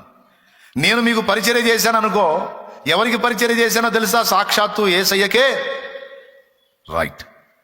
ఇది 3వ ఆధిక్యత. మొట్టమొదటిది, ఆయన మిమ్మల్ని మర్చిపోడు, ఆయన మీకు తగిన న్యాయం చేస్తాడు, ఆయన అన్యాయస్తుడు కాదు అని రాశాడు. 2వది, మీ పేర్లు జీవగ్రంథమందు రాయబడి ఉన్నాయి. 3వది, మనం చేసేటువంటి పరిచర్య సాక్షాత్తు యేసు శరీరానికి చేస్తున్నట్లుగా దేవుడు తీసుకుంటున్నాడు. మరి సాక్షాత్తు యేసయ్య శరీరానికి మనం సేవ చేసినప్పుడు దానికి ఏమి ఉండదా? ఇహమందు కొంత, పరమందు లెక్కలేనంత. ప్రతివానికి ఇచ్చుటకు జీతము నా యొద్ద కలదు అంటే జీతం ఎవరికి ఇస్తాడండి? పని చేసిన వానికి ఇస్తాడు. అర్థమైందా? ఇప్పుడు పని చేయకుండా మనకిచ్చే బహుమానం ఉంది, అది రక్షణ, అది దేవుని బహుమానం. మనం నిత్య జీవాన్ని చేరటం అనేది అది పని చేయకయే మనకి ఇచ్చినటువంటి బహుమానం అది. కానీ బహుమానం అని మాట్లాడిన దేవుడు జీతం అనే మాట కూడా మాట్లాడాడని మర్చిపోవద్దు. పని చేసిన వానికి జీతం అన్నాడు. జీతం ఎవరికి ఇస్తామండి? ఆ మాట ఉంది ప్రకటన గ్రంథం చివరి అధ్యాయం, ఒకసారి 22 తీసుకోండి. ప్రకటన గ్రంథము చివరి అధ్యాయము 12వ వచనం చదువు. ఇదిగో త్వరగా వచ్చుచున్నాను, ఇదిగో త్వరగా వచ్చుచున్నాను, వాని వాని క్రియల చొప్పున ప్రతి వానికిచ్చుటకు నేను సిద్ధపరిచిన జీతము నా యొద్ద ఉన్నది. అద్దుగో, ఇక్కడ జీతము అనే ప్రస్తావన తీసుకొచ్చాడు. జీతం ఎవరికి ఇస్తారు? పని చేసే వాళ్ళకి. మీరందరూ ఏం చేస్తున్నారు? నేనేం చేస్తున్నాం? మనందరూ ఏం చేస్తున్నాము? ప్రభు పని చేస్తున్నాం. మన యజమానుడు ఎవరు? మరి మనకున్న ఆయుష్కాలంలో మనం ప్రభు పని చేస్తున్నాం. జీతం ఇస్తాడా ఎవడా, ఇస్తాడేమో ఆశతో కాదు, ఇచ్చినా ఇవ్వపోయినా స్తోత్రం అని చేస్తున్నాం. ఆయనైతే తన గురించి తాను ఏం చెప్పుకుంటాడంటే, అబ్బాయి మనుషులుగా మీకే అంత అంకిత భావం ఉన్నప్పుడు మరి దేవుండ్రా నాయన నాకెంత ఉండాలి? నీ చేత పని చేయించుకుని నేను ఒట్టికి వదిలేస్తాను అనుకున్నావా? నా యొద్ద ప్రతి వాని క్రియలకు తగిన, ప్రతి వాని పనులకు తగిన జీతం నా దగ్గర ఉంది, తీసుకొని వస్తున్నా, ఇదిగో త్వరగా వస్తున్నానని ఆయన మాట్లాడుతున్నాడు. మీరు చేసేటువంటి పని, పరిచర్య బహుళ ప్రయోజనం పొందుతుంది. ఎప్పుడు తక్కువ అంచనా అయ్యొద్దు. ఏనాడు ఏ దరిద్రుడి మాట, ఏ దరిద్రురాలి మాట విని మోసపోయి ఈ అవకాశాన్ని కోల్పోవద్దు. అలా పోగొట్టుకున్న వాళ్ళు సేవాభ్రష్టులు. తర్వాత మొత్తుకున్న వాళ్ళకి అవకాశం రాదు. రెండవది, ఇది ఏముంది లేని టేక్ ఇట్ ఈజీగా దీన్ని తీసేయొద్దు. ఈ సంగతి మీకు స్పష్టంగా అర్థమయ్యేటట్టు చెప్పానని నేను అనుకుంటున్నాను. 4 సంగతులు గుర్తుపెట్టుకోండి. మొట్టమొదటిది, ఆయన అన్యాయస్తుడు కాదు, తగిన ప్రతిఫలం. రెండవది, జీవగ్రంథంలో నీ పేరు. మూడవది, సాక్షాత్తు యేసు శరీరమునకే సేవ చేస్తున్నావు గనుక ఆయన నీకు జీతమును సిద్ధపరిచాడు. ఈ జీతంతో పాటు అదనపు బహుమానాలు ఉంటాయి. అది 4వది. మీకు తెలుసా, కష్టపడ్డాడనుకో, మన దగ్గర ఎవరైనా నమ్మకంగా కష్టపడ్డారనుకో, వాళ్ళకి ఇచ్చే కూలితో పాటు, జీతంతో పాటు కొంతమంది యజమానులు, ప్రేమగల యజమానులు ఏం చేస్తారు తెలుసా? మామూలుగా నెల మొత్తం చేశాడు, ఓ 10,000 ఇచ్చారనుకో, బాగా ఇష్టమైందనుకో, నమ్మకంగా పనిచేశాడు, యజమాని కూడా కాస్త కలిగి ఉన్నాడు, సంతోషం కలిగిందనుకో, ఇంకో 2,000 తీసి చేతిలో పెడతాడు. ఎందుకండి, నా కూలి ఇచ్చారు కదండి, ఇంకెందుకండి అంటే, తీసుకోవా, నా సంతోషం కోసం ఇస్తున్నాను, ఏంది ఈ కూడా అయింది, తీసుకో.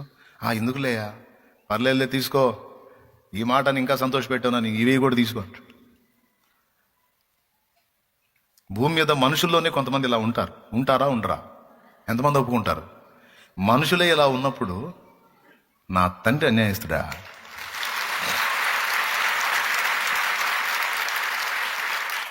చెప్పండి, నా తండ్రి అన్యాయస్తుడా? ఆయన మరి నిశ్చయముగా ఇంకా దాతృత్వంతో బహుమానం ఇస్తాడు. ఇంకా ఉన్నతమైనటువంటి మెట్లోనికి నిన్ను తీసుకుంటాడు. కొంతమందిని ఈ పరిచర్య చేస్తూ ఉండగానే సేవలోకి పిలిచాడు. ఊడ్చే పరిచర్య మామూలు పరిచర్య కాదు, రోజు చేసిన పరిచర్య. ఊడ్చే పరిచర్య ప్రతిరోజు పాపం పొద్దున్నే వచ్చి మందిరం అంతా శుభ్రంగా ఊడ్చేటువంటి పరిచారకుల్లో చాలా మంది ఇప్పుడు సేవకురాళ్ళు అయ్యారు. వాళ్ళ భర్తలు సేవకులు అయ్యారు, వీళ్ళేమో సేవకురాళ్ళు అయ్యారు. ఆశ్చర్యం అది. మొన్న సేవకురాళ్ళ లిస్ట్ తీసుకుంటే ఇందులో చాలా మంది ఊడ్చే పరిచారకులు వచ్చారు. నిత్యము దేవుని సన్నిధిని సేవ చేసిన వాళ్ళని తర్వాత దేవుడు తన పరిచర్యలో తీసుకొని ఇంకా అత్యధికమైనటువంటి కృపనిచ్చాడు. మిమ్మల్ని కూడా నా తండ్రి తప్పకుండా మరో మెట్టు ఎక్కిస్తాడు. ఎక్కించకపోయినా పర్వాలా, ఉంచిన స్థానంలో ఉంచినా సరే, నాకు అప్పగించిన పని నమ్మకంగా చేస్తానని నీవు దేవుని పాదాలు హత్తుకో. జీతం ఇస్తాడు. 3వది, 4వది, బహుమానం కూడా ఇస్తాడు నీకు. ఏమండి? 4, ఆ బహుమానము, ఆ జీతం ఎలా ఉంటుందో ఒక్కసారి ఊహించండి. మామూలుగా మనకు తెలిసిన జీతం డబ్బులు, మనకు తెలిసిన బహుమానాలు డబ్బులు లేక షీల్డ్స్ ఇస్తూ ఉంటారు కదా, వాళ్ళ పేర్లతో ఉన్నటువంటి షీల్డ్లు అట్లాంటివి ఇస్తారు, గోల్డ్ మెడల్ లాంటి బహుమానాలు ఇస్తారు. కానీ దేవుడు మనకు సిద్ధపరిచిన బహుమానాలు అలాంటివి కాదు. మంచి పోరాటము పోరాడి తిని, నా పరుగు కడముట్టించి తిని, నా విశ్వాసము కాపాడుకుంటుని, ఇక మీదట నా కొరకు గోల్డ్ మెడల్ ఉందన్నాడా? నీతి కిరీటం అక్కాయ్, జీవ కిరీటం కాదు. నీతి కిరీటం ఉంచబడి ఉన్నది. కిరీటం ఎవరికి పెడతారండి? జయించిన వాణిని నేను జయించి నా తండ్రి సింహాసనమందు కూర్చుండి ఉన్న ప్రకారము జయించిన వాణిని నేను నా సింహాసనమందు కూర్చుండనిత్తును అన్నాడు. సింహాసనం అంటాడు, కిరీటం అంటాడు. ఈ 2 పాటల్లో పాడుకుని 3 పాటలు మనకి ఇప్పుడు పాటలు పాడవచ్చు. 3 పాటలు వస్తాయి. కిరీటం గురించి ఒక పాట ఉంది, సింహాసనం గురించి ఒక పాట ఉంది, బహుమానం గురించి ఒక పాట ఉంది. నీవిచ్చు బహుమతులు నే స్వీకరించి నిత్యానందముతో పరవశించు వేళ, నీవిచ్చు బహుమతులు నే స్వీకరించి నిత్యానందముతో పరవశించు వేళ, నేనౌదునో నేనేమౌదునో, నేనౌదునో నేనేమౌదునో, ఎవరు సమీపించలేని తేజస్సులో నివసించున యేసయ్యా. బహుమానాల ప్రస్తావన. నీతి కిరీటం దర్శనముగా దర్శించిన పరిశుద్ధ పౌలుకు, నీతి కిరీటం దర్శనముగా దర్శించిన పరిశుద్ధ పౌలుకు, విశ్వాసము కాచినావు, జయ జీవితము నీచినావు, సర్వోన్నతుడా నీవే నాకు ఆశ్రయ దుర్గ. హల్లెలూయా. ఇక్కడ కిరీటం, ముందు పాటలో బహుమానం, ఈ పాటలో కిరీటం. మూడో పాట, నీ వారసత్వముకై నా జయము కోరింది నీవేనని, అత్యున్నతమైన సింహాసనమును నాకి చుడలో నీకు, అసాధ్యమైనది ఏమున్నది, అసాధ్యమైనది ఏమున్నది, అసాధ్యమైనది ఏమున్నది, అసాధ్యమైనది ఏమున్నది. యూదా స్తుతిగోత్రపు సింహమా, యేసయ్యా నా ప్రియ ప్రగతిని స్వాధీనమా. చాలు. దేవునికి స్తోత్రం. బహుమానం, కిరీటం, సింహాసనం. ఒక్కసారి మీరు చెప్పండి, సింహాసనం మీద ఎవరు కూర్చుంటారు? కిరీటం ఎవరు పెట్టుకుంటారు?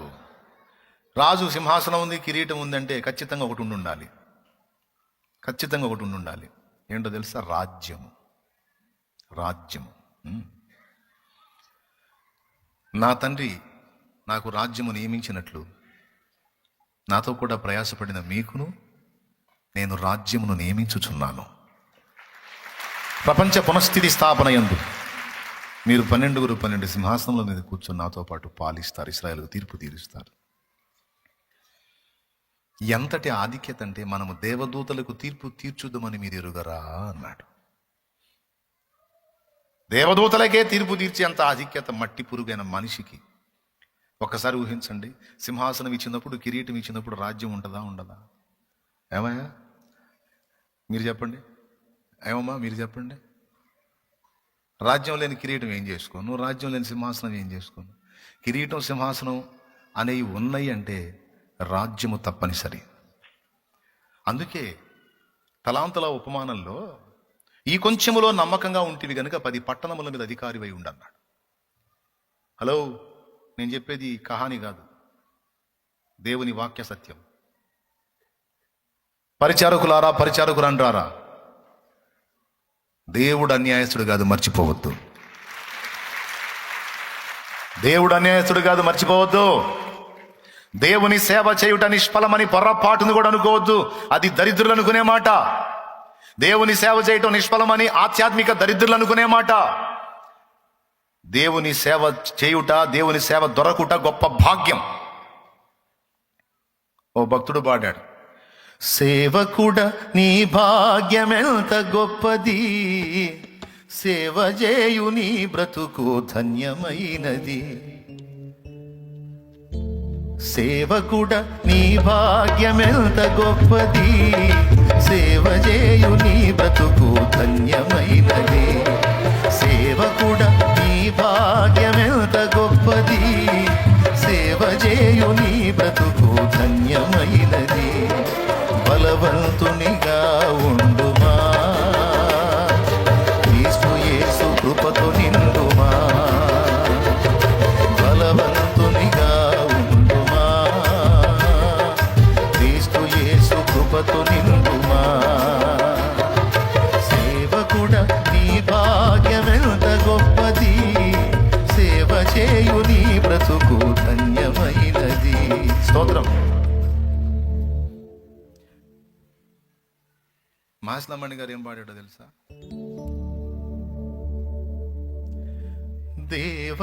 దేవదూతలకును లేని దైవజనుని సేవా, దేవదూతలకును లేని దైవజనుని సేవా, దైవ సేవ ఎంత ఉన్నతమైంది. దైవజనుడు అంటే నువ్వు అవుతావు కానీ మేము అవుతాం ఏంది అనొద్దు. నీవు దేవుని జనురాలివే, నువ్వు దేవుని జనుడవే. పరిచారకురాలా. దేవుని ఆత్మ నీ మీద కూడా పనిచేసింది, దేవుని శక్తి నీ మీద కూడా పనిచేసింది. కాబట్టి ఆ నాట నుండి నేటి వరకు ఆ పరిచర్యలో నువ్వు నిలిచి ఉన్నావు, లేకపోతే అసంభవం.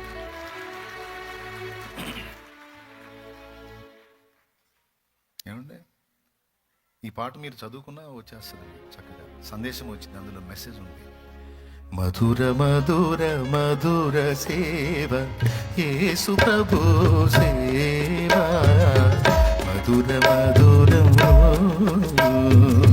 మధుర మధుర మధుర సేవ యేసు ప్రభు సేవ, మధుర మధుర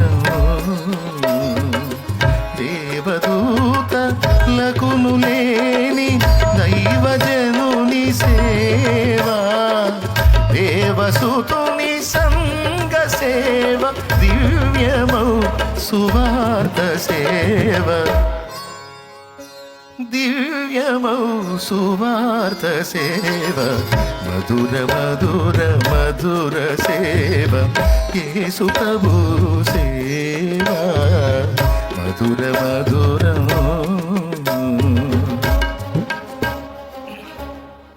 ఏమండి, 4 సంగతులు చెప్పాను. మొదటిది ఏముంది? సేవను మర్చిపోవడానికి దేవుడు అన్యాయస్తుడు. తప్పకుండా భూమి మీద నీకు కావాల్సిన ప్రతిఫలాన్ని నీకు దయచేస్తాడు. అది తరతరముల దీవెన. ఆమేన్, ఆమేన్, ఆమేన్, ఆమేన్. రెండవది, జీవ గ్రంథములో పేరు. అదేంటి? రక్షణ పొందినప్పుడు జీవ గ్రంథంలో పేరు ఎక్కిద్ది కదా. అది స్థిరపరచబడిద్ది పరిచర్య ద్వారా. స్తోత్రం. మూడవది, క్రీస్తు శరీరమునకు నువ్వు ఉపచారం చేస్తున్నావు, దానికి తగిన బహుమానం జీతం. మూడవది జీతం. దేవుని పనిలో నువ్వు కష్టపడుతున్నావు కనుక అదనపు బహుమానం. జీతము అండ్ బహుమానం, 4.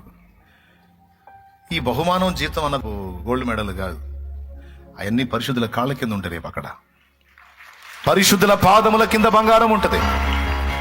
సువర్ణ వీధులలో ఆయన నిన్ను నన్ను నడిపిస్తాడు. అది కాదు ఆయన ఇచ్చేది, రాజ్యము నియమిస్తాడు ఆయన. ఒక రాజు వలె పాలించడానికి, ఒక రాజు వలె ఏలడానికి, ఒక రాణి వలె ఏలడానికి దేవుడు నిన్ను నియమిస్తాడు. ఇదేదో నేను మిమ్మల్ని ఊరించడానికి చెప్పట్లా, ఉడికించడానికి చెప్పట్లా, నేను వాక్య సత్యం చెప్తున్నా. 5వ మాట, ఆఖరి మాట చెప్పి నేను ముగిస్తా. నువ్వు చేసే ఈ పరిచర్య గుర్తుపెట్టుకో, దేవుని దగ్గర నుంచి నీకు ప్రతిఫలాలు రావటమే కాదు, మనుష్య జీవితాల్లో కూడా నువ్వు చేసే కష్టం వల్ల చాలా మేలు కలిగిద్ది. సమాజం కూడా బాగుపడిద్ది. ఈరోజు వేలాది మంది తాగుబోతులు మారారు. తాగుబోతులు మారి వాళ్ళ జీవితాలు, కుటుంబాలు ప్రశాంతంగా కట్టుకున్నారు అంటే నీ పరిచర్య లేదా అందులో? ఒక తాగుబోతుడు మారాడంటే ఇల్లు మొత్తం బాగుపడ్డట్టే. ఒక ఇంట్లో తాగుబోతుడు ఒకడు లేచాడంటే ఇల్లు మొత్తం నాశనమైనట్టే. ఎంతమంది ఒప్పుకుంటారు? ఒకడు చాలు ఇంటి మొత్తం నాశనం చేయడానికి. ఆ ఒకడు మారాడు అనుకో, ఇల్లు మొత్తం బాగుపడ్డట్టే. ఒప్పుకుంటారా? ఆ ఇంటితో పాటు ఆ సమాజం, ఆ బజారు కూడా బాగుపడ్డట్టే. ఎందుకంటే వీడు ఒక ఇంటితో వదిలిపెట్టడు, కాస్త దాగి ఒక ఇంటితో వదిలిపెట్టాడు, బజారు మొత్తం గందరగోళం చేస్తాడు. ఎవరికి నిద్ర ఉండదు, ప్రశాంతత ఉండదు. ఒక తాగుబోతుడు మారితే ఆ బజారు కూడా బాగుపడేది. ఎందుకు చెబుతున్నానంటే, వీడి మార్పును చూసి మిగతా తాగుబోతులు కూడా మారుతారు. ఈరోజు అలాంటి వాళ్ళు వేల మంది మారిపోయారు. ఎలా మారారు? ఆ కుటుంబాలు ఎలా ఈరోజు ఆనందంగా పట్టి ఆనందం తింటున్నాయి? ఆ బిడ్డలు ఎలా సంతోషంగా ఉందో తెలుసా? 1 దేవుని కృప, 2 నీ పరిచర్య ఫలం. అది నీ కష్టం, నీ త్యాగం, నీ ప్రయాస. నువ్వు కష్టపడి ఇంత ఏర్పాటు చేస్తే అతడు వచ్చి కూర్చొని దేవుని వాక్యం వింటే, అక్కడ నా కష్టం, నేను చేసే కష్టం ఫలించి ఆ హృదయంలో ఆ వాక్యం పోయి అటు మారితే ఆ జీవితాలు, ఆ కుటుంబాలు, ఆ సమాజాలు ఎంత బాగుపడుతున్నాయి. ఒక తాగుబోతుడు మారితే యాక్సిడెంట్లు ఆగిపోయినాయి. ఒక తాగుబోతుడు మారితే ఆత్మహత్యలు ఆగిపోయినాయి. ఒక తాగుబోతుడు మారితే హత్యలు ఆగిపోయినాయి. మరి తాగుబోతుడు ఒకటి చుట్టూ ఎంత చట్టం ఉంటుంది అనుకున్నావు? ఈరోజు యాక్సిడెంట్లు అందువల్లేగా. యాక్సిడెంట్లు ఎక్కువ శాతం తాగి ఎట్టబడితే అట్టుపోయి చచ్చిపోతున్నారు, చంపేస్తున్నారు. హత్యలు అంతేగా. ఆత్మహత్యలు కూడా తాగే చేసుకుంటున్నారుగా. ఇవన్నీ బ్రేక్. ఏందన్నా ఒక తాగుబోతుడు మారితే ఎంత మేలు అనుకున్నా. అలాంటి జీవితాలు ఎన్నో వేల సంఖ్యలో మారిపోయినాయి. మొన్న ఒక స్త్రీ వచ్చి సాక్ష్యం చెబుతుంది. జీవితం మీద విరక్తి పుట్టి ఫుల్లు దాగిపోయి పట్టాల మీద వండుకుందంట. ఆయన కాదు ఆమె ఫుల్లు దాగిందంట. ఫుల్లు దాగి పట్టాల మీద వండుకుందంట. పక్కన సెల్ ఫోన్ పెట్టుకుంది. మెసేజ్ వచ్చినప్పుడు సౌండ్ వచ్చిందిగా, నోటిఫికేషన్ వచ్చినప్పుడు ఆ సౌండ్ని ఆన్ చేసిందంట. అప్పుడు మాట్లాడుతున్నాడు ఒకడు, నీకోసం చచ్చిపోయిన వాడు ఒకడు ఉండగా నువ్వెందుకు చావాలనుకుంటున్నావు, పనికి మాలిందానా అని. అప్పుడు లేచి పక్కకు వచ్చిందంట.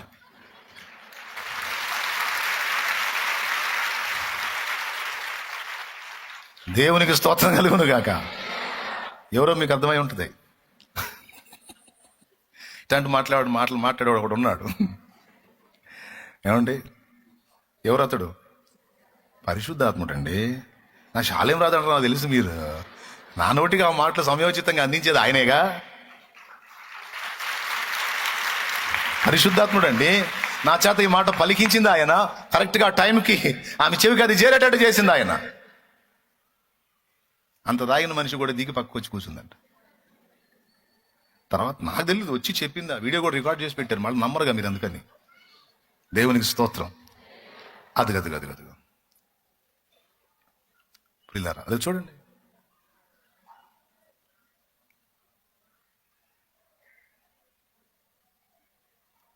చాలాసేపు చెప్పింది, అందుకని ఈసారి ఎప్పుడన్నా స్పెషల్గా వేద్దాంలే.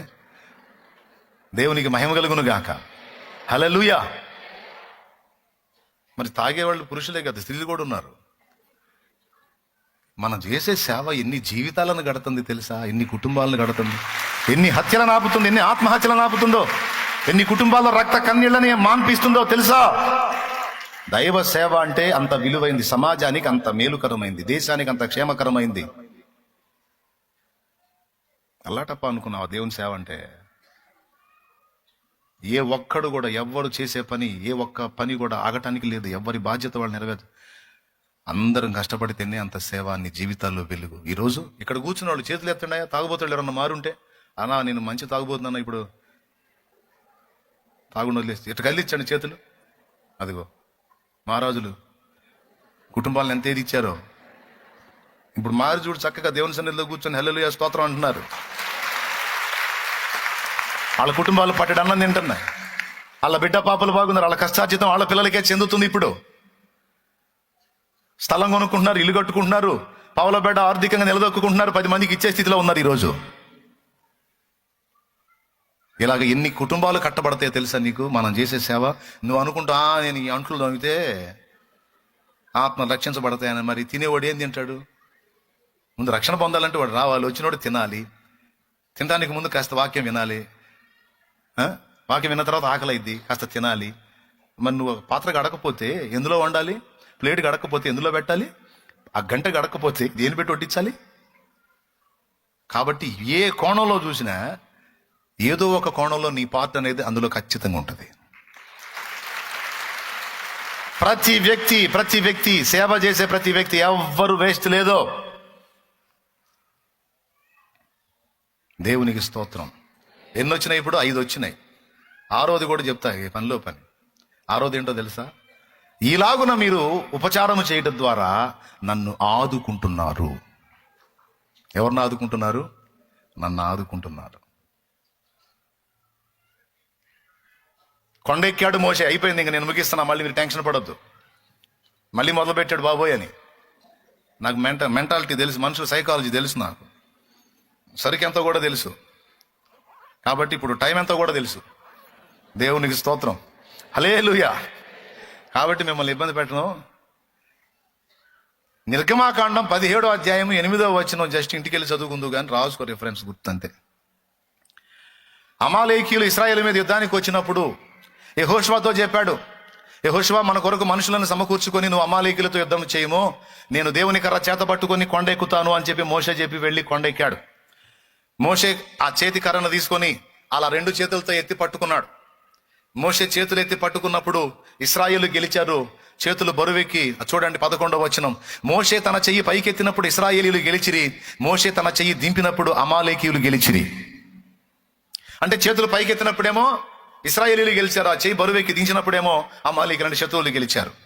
అందుకని పాపం గోడలు లాగుతున్నా, ఇబ్బంది అవుతున్నా అట్టనే తన ప్రజలు గెలవాలని అలాగునే ఉంచితే హూరు అహరోను అని ఇద్దరికి అర్థమైంది ఆయన ఎంత బాధపడుతున్నాడో. అరే రే రే అని చెప్పి వాళ్ళు ఏం చేస్తారో తెలుసా? ఒక రాయి తీసుకొచ్చి రాయేసి ఆ రాయి మీద మోషేని కూర్చోబెట్టి నువ్వు చేతులెత్తు అని మోషే చేతులు ఎత్తితే హూరు ఒక పక్కన, అహరోను ఒక పక్కన మోషే చేతులను ఆదుకొనగా ఇలా చెయ్యి ఉంటే ఈ చేతికి ఇలా సపోర్ట్ చేశారు. అప్పుడు ఇక ఆయన చేతులు అలానే ఉన్నాయి, బరువెక్కినప్పుడు అలాగ వాలుస్తున్నాడు. అదిగో వాళ్ళు పట్టుకున్నారు ఆ చేతుల్ని. సూర్యుడు అస్తమించే వరకు మోషే చేతులు అలానే ఉన్నాయి. ఇశ్రాయేలు విజయంతో బయటకు వచ్చారు. దేవునికి స్తోత్రం కలుగును గాక. నా బిడ్డలారా ఆ ఫోటో ఒక్కసారి చూడండి. నా ప్రియమైన బిడ్డలారా ఆ ఫోటో ఒక్కసారి చూడండి. ఆ ఫోటో ఒక్కసారి. నా చేతులను మీరు అలా ఆదుకుంటున్నారు. ఆత్మల రక్షణ కోసం పరితపిస్తూ, ప్రయాసపడుతూ, వారికి ఉపదేశం చేస్తూ, ఆత్మ రక్షణలోకి నడిపిస్తూ, ఏదో నాకున్న పరిధిలో నేను చేస్తున్న ఆ సేవకి అదిగో హూరు అహరోనుల స్థానంలో మీరుండి ఈ పరిచర్యలు మీ వంతు ప్రార్థించుట ద్వారా కానీ, పని చేయటం ద్వారా కానీ, ఉపచారం చేయటం ద్వారా కానీ, పరిశుద్ధులకు సహాయం చేయటం ద్వారా కానీ మీరు నా చేతులను ఆదుకుంటున్నారు. మా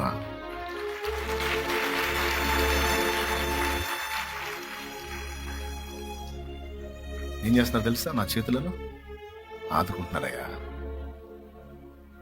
పోగొట్టుకోవచ్చా ఆ పనిని? అన్న చేతులను ఆదుకునే పని పోగొట్టుకోవచ్చా?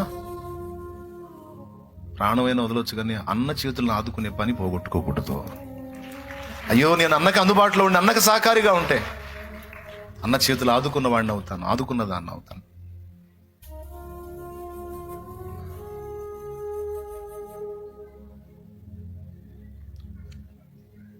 ఒకవేళ ఆదుకునేవాళ్ళు లేకపోతే మోషే చేతులు నిలిచే కాదు, నిలవకపోతే ఇశ్రాయేలు గెలిచేవాళ్ళు కాదు. ఇప్పుడు చెప్పండి, ఇశ్రాయేలు గెలుపు, మోషే చేతుల నిలుపు. ఆ నిలుపు వీళ్ళిద్దరి సపోర్ట్తో సాధ్యమే. చూడండి, ఇప్పుడు ఇశ్రాయేలు గెలుపుకి ఎవరు కారణమయ్యారు? మోషే అని మనం అనుకుంటాం. హూరు అహరోను లేకపోతే మోషే చేతులు నిలిచాయా? నిలవకపోతే వాళ్ళు గెలిచేవాళ్ళ? ప్రార్థించేవారలారా, నాతో పాటు మీరు ప్రార్థించినప్పుడు నా చేతులను ఆదుకుంటున్నారు. పరిచర్య చేసేవారలారా, నాతో పాటు దేవుని పని, మీ పరిచర్య మీరు చేస్తే, వాక్యం ప్రకటించే పరిచర్య నేను చేస్తే, వాక్య పరిచర్య అనేక ఆత్మల రక్షణలోకి వస్తే, అనేక జీవితాలు బాగుపడితే, అనేక కుటుంబాలు కట్టబడితే ఆ ఆశీర్వాదం మనకు కాదా? గుర్తుపెట్టుకోండి, నేను చేసే ఈ పని అన్నను ఆదుకుంటుంది, అన్నను ఇబ్బంది పెట్టదు. బాత్రూంలో గడిగేవాళ్ళు లేకపోతే నేను గడుక్కోవాలి, పోయి ఎవరు గడుగుతారు మరి? ఒకసారి ఊహించండి. అంటే ఎవరి పని వాళ్ళు చేస్తూ ఉంటే ఈ చేతులు అలా నిలిచున్నాయి. ప్రియులారా, 7వ మాట చెప్తున్నా, లాస్ట్ మాట. దేవుని పరిచర్య చేసేవాళ్ళు దేవుని ప్రేమిస్తున్నామని రుజువు చేసుకుంటున్నారు, దేవుని నామాన్ని మహింపరుస్తున్నారు. పుట్టినందుకేగా. నా మహిమ నిమిత్తం నేను నిర్మించిన నా జనులు నా స్తోత్రమును ప్రచురము చేయుదురు, నా సేవ చేస్తారా అన్నాడు. ఆయన మహిమ నిమిత్తం మనల్ని చేసుకున్నాడు. సేవ చేసేవాడు తన జన్మను సార్థకం చేసుకుంటాడు. ఇది 7వ ప్రయోజనం. సేవ చేసే స్త్రీ, సేవ చేసే పురుషుడు, సేవకు అంకితం అయిపోయిన జీవితాలు తమ జన్మను సార్థకం చేసుకుంటున్నాయి, తమ జీవితాన్ని సార్థకం చేసుకుంటున్నాయి. అయిపోయింది. దేవుని గొప్ప నామానికి మహిమ కలుగును గాక.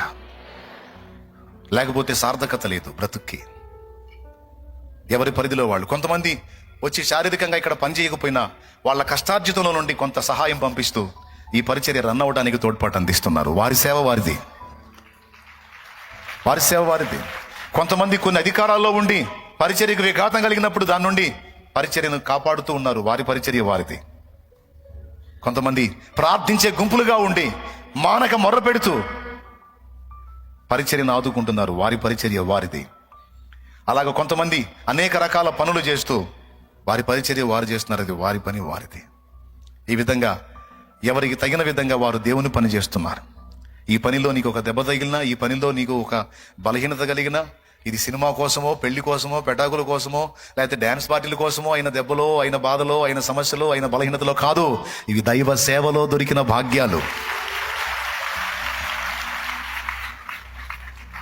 కూరగాయలు కోసేటప్పుడు నీకు చేయదగింది అనుకో, అది దేవుని సేవలో భాగం.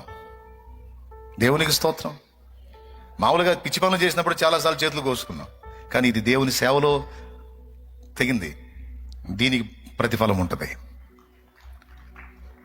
ఏమండి, పోతా ఉన్నావు, పరిచయం లేదో మోసుకుంటా, కాలు జారింది, పడ్డావు, మోకాలకు దెబ్బ తగిలింది. ఇది దేవుని కొరకైన దెబ్బ, ఇది దేవుని కొరకైన గాయం. బలహీనత వచ్చిందా? సేవలో చేసి బలహీనత వచ్చిందా? అది దేవుని కొరకు వచ్చిన బలహీనత, దేవుని పనిలో వచ్చిన బలహీనత. ఆ గాయములన్నీ ఆయనే కడతాడు, ఆయనే స్వస్థపరుస్తాడు, ఆయనే నిలబెడతాడు, మళ్ళా వాడుకుంటాడు, అండ్ దానికి తగిన జీతాన్ని కూడా సిద్ధపరుస్తాడు. గనుక బహుళ ప్రయోజనం కలిగిన దైవ సేవని పోగొట్టుకోవద్దు. అది పోగొట్టుకున్నోళ్ళు భ్రష్టులు. ఎన్నడూ దాన్ని లాస్ చేసుకోవద్దు. పద్దాకల దేవుడు దేవుడు దేవుడు అంటే ఏమొచ్చింది అనేటువంటి సైతాను సంబంధులు నిన్ను శోధించే అవకాశం ఉంది. వారి మాట లక్ష్య పెట్టొద్దు. దైవ సేవ నా గొప్ప భాగ్యం అని ఎంచుకో. ఇంకా ఈ విశ్వాసులైన వాళ్ళు, పరిచారకులే కదా ఇక్కడ విశ్వాసులు కూడా కూర్చున్నారు, అందరికీ చెప్తున్నాను, ఇంతవరకు దేవుని పనిలో నీవు పాలిభాగస్తురాలు కాకపోతే కనీసం ఇక నుంచైనా దేవుని సేవలో నేను కూడా వాడబడాలి అన్న తీర్మానానికి రా. మీకు తెలుసా, కొంతమంది అలాగే జీవితాలని పణంగా పెట్టి సమర్పించేసుకున్న వాళ్ళు కూడా ఉన్నారు. నేను పూర్తిగా దేవుని సేవకే నన్ను నేను అంకితం చేసుకుంటాను, నాకు ప్రభు చాలు, ఆయన సేవ చాలు అని ఆత్మల రక్షణ కోసం దేవుని సేవ నిమిత్తం, పరిచర్య నిమిత్తం సమస్తం వదిలిపెట్టి అన్నిటిని విసర్జించి పూర్తిగా ఆ జీవితాలని దేవుని సేవకు అంకితం చేసుకుని తమను తాము సజీవ యాగంగా అర్పించుకున్న వాళ్ళు ఉన్నారు. పరలోక రాజ్యము నిమిత్తము తమను తాము నపుంసకులుగా చేసుకున్న నపుంసకులు గలరు. హల్లెలూయా. బానిసల్లాగా, కట్టు బానిసల్లాగా, దాసుల్లాగా తమను తాము అప్పగించుకున్నటువంటి యోధులు లేకపోలేదు. నీకు ఏ పరిధిలో అవకాశం ఉందో, ఏ పరిధిలో అనుకూలత ఉందో ఆ పరిధిలో దైవ సేవ చేయడానికి ముందుకురా. దేవుని కొరకు అంకితం అవడానికి ముందుకురా. ఇప్పటికే చేస్తా ఉన్న వాళ్ళు మీరు పొందినటువంటి పరిచర్య దేవదూతలకు కూడా దక్కలేదని మర్చిపోవద్దు. దేవదూతలకు ఛాన్స్ ఇస్తే నువ్వు చేసే పనులను ఒకటే చేసేస్తాడు, కానీ దేవదూతలకు ఆ ఛాన్స్ ఇవ్వలా, అది నీకు నాకు ఇచ్చాడు. రేపు ముగింపు. రేపు గురువారం నుంచి గురు, శుక్ర, శని, ఆది ఈ 4 రోజులు గంభీరమైన పనిలోనికి మనం దిగబోతున్నాం. ఇక్కడ అన్నిటికంటే ముఖ్యంగా మనకి ప్రార్థన, దాంతోపాటు ఐక్యత కావాలి. ఒకరినొకరు విమర్శించుకుని, ఒకరినొకరు తృణీకరించుకుని, ఒకరి మీద ఒకరు ఫీలింగ్స్ పెట్టుకోకుండా అందరము సంఘటితమై ఎవరికి నియమించబడిన పనిలో వాళ్ళు అంకితమై సేవ చేయాలి. ఎందుకంటే అశేషమైన జనవాహిని అక్కడికి రాబోతుంది. విస్తారమైన ప్రజల్ని దేవుడు తీసుకొని రాబోతున్నాడు. మనం ఏమాత్రం భేషజాలు పెట్టుకొని అభ్యంతరకరంగా వ్యవహరిస్తే అక్కడ చాలా కుంటుపడిద్ది పని. శత్రువు ఐక్యత చెడగొట్టడానికి చాలా కుట్రలు పన్నుతాడు. వాడికి అవకాశం ఇవ్వద్దు, అపవాదికి చోటు ఇవ్వద్దు. ఎవరైనా తొందరపడి ఒక మాట అన్నా సరే ముందు సహించండి, ఓర్చుకోండి, తర్వాత నాకు చెప్తురు. కానీ ఎవరైనా తొందరపాటుతో ఉంటే వాళ్ళకి నేను ఇచ్చే కౌన్సిలింగ్ నేను ఇస్తా. కానీ దేవుని పనిని విడిచిపెట్టి అవతలకి వెళ్ళొద్దు. అవసరమైతే దెబ్బతినైనా, మాట పడైనా, తృణీకరించబడైనా, దూషణ పొందైనా సరే దేవుని పని మాత్రం విడిచిపెట్టడానికి వీల్లేదు. ఎక్కడోళ్ళు అక్కడ. ఎందుకంటే చాలా మంది ప్రజల్ని దేవుడు తీసుకొని రాబోతున్నాడు. ఇంతకు ముందు జరిగిన కూటాలా కాదు, ఈసారి జరగబోయే కూటాలు ఇంకా ఎక్కువ విధంగా ఘనమైన స్థితిలో, ఘనమైన రీతిలో జరగబోతున్నాయి. తండ్రి సన్నిధి మినిస్ట్రీస్ పరిచర్య ఒక కీలకమైన మలుపు తీసుకోబోతుంది. తండ్రి సన్నిధి మినిస్ట్రీస్ పరిచర్య ఒక కీలకమైన మలుపు తీసుకోబోతుంది. ఇది సత్యం, ఇది సత్యం, ఇది వాస్తవం. ఈ మలుపులో మనం చాలా అలర్ట్గా ఉండి దేవుని పనిని జరిగించాలి. మనం మోపలేనంత, మనం పట్టలేనంత, పట్టజాలనంత విస్తారంగా ఆత్మలను దేవుడు పంపబోతున్నాడు. హల్లెలూయా, హల్లెలూయా. ఆయన నామం మునుపటి కంటే అధికంగా ఈసారి మహింపరచబడబోతా ఉంది, ఘనపరచబడబోతా ఉంది. అనేక మంది దేవునికి కనెక్ట్ అవ్వబోతా ఉన్నారు. అనేక మంది దైవ సేవకు సిద్ధమవబోతా ఉన్నారు. అనేక మంది రక్షింపబడబోతా ఉన్నారు. చాలా ప్రాంతాల నుంచి ప్రజలు వచ్చి రక్షణ పొందబోతా ఉన్నారు. చాలా మంది బాప్తిస్మాలకు సిద్ధపడి వస్తా ఉన్నారు.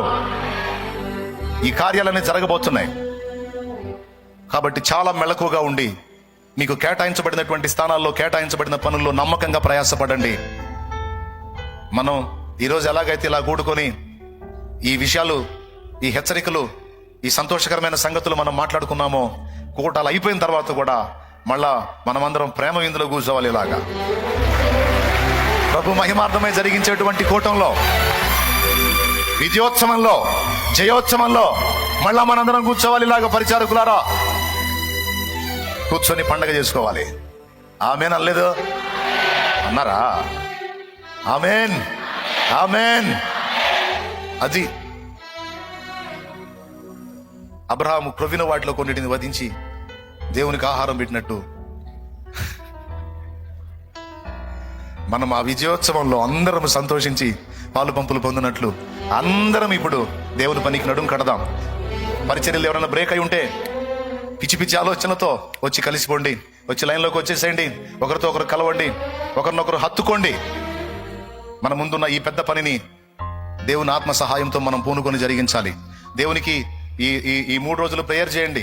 ఏమని చేస్తారు తెలుసా? దేవా, నీ గొప్ప పని చేయనట్లు నాకు శక్తినివ్వు, నాకు అభిషేకం ఇవ్వు. బెసలేలుకి ఇచ్చినట్లుగా ప్రజ్ఞ గల ఆత్మని, పనితనపు ఆత్మని, ఆ శక్తిని నాకివ్వు, ఆ బలాన్ని నాకివ్వు, ఆ జ్ఞానాన్ని నాకివ్వు, ఆ ప్రజ్ఞను నాకివ్వు అని ప్రార్థన చేయండి.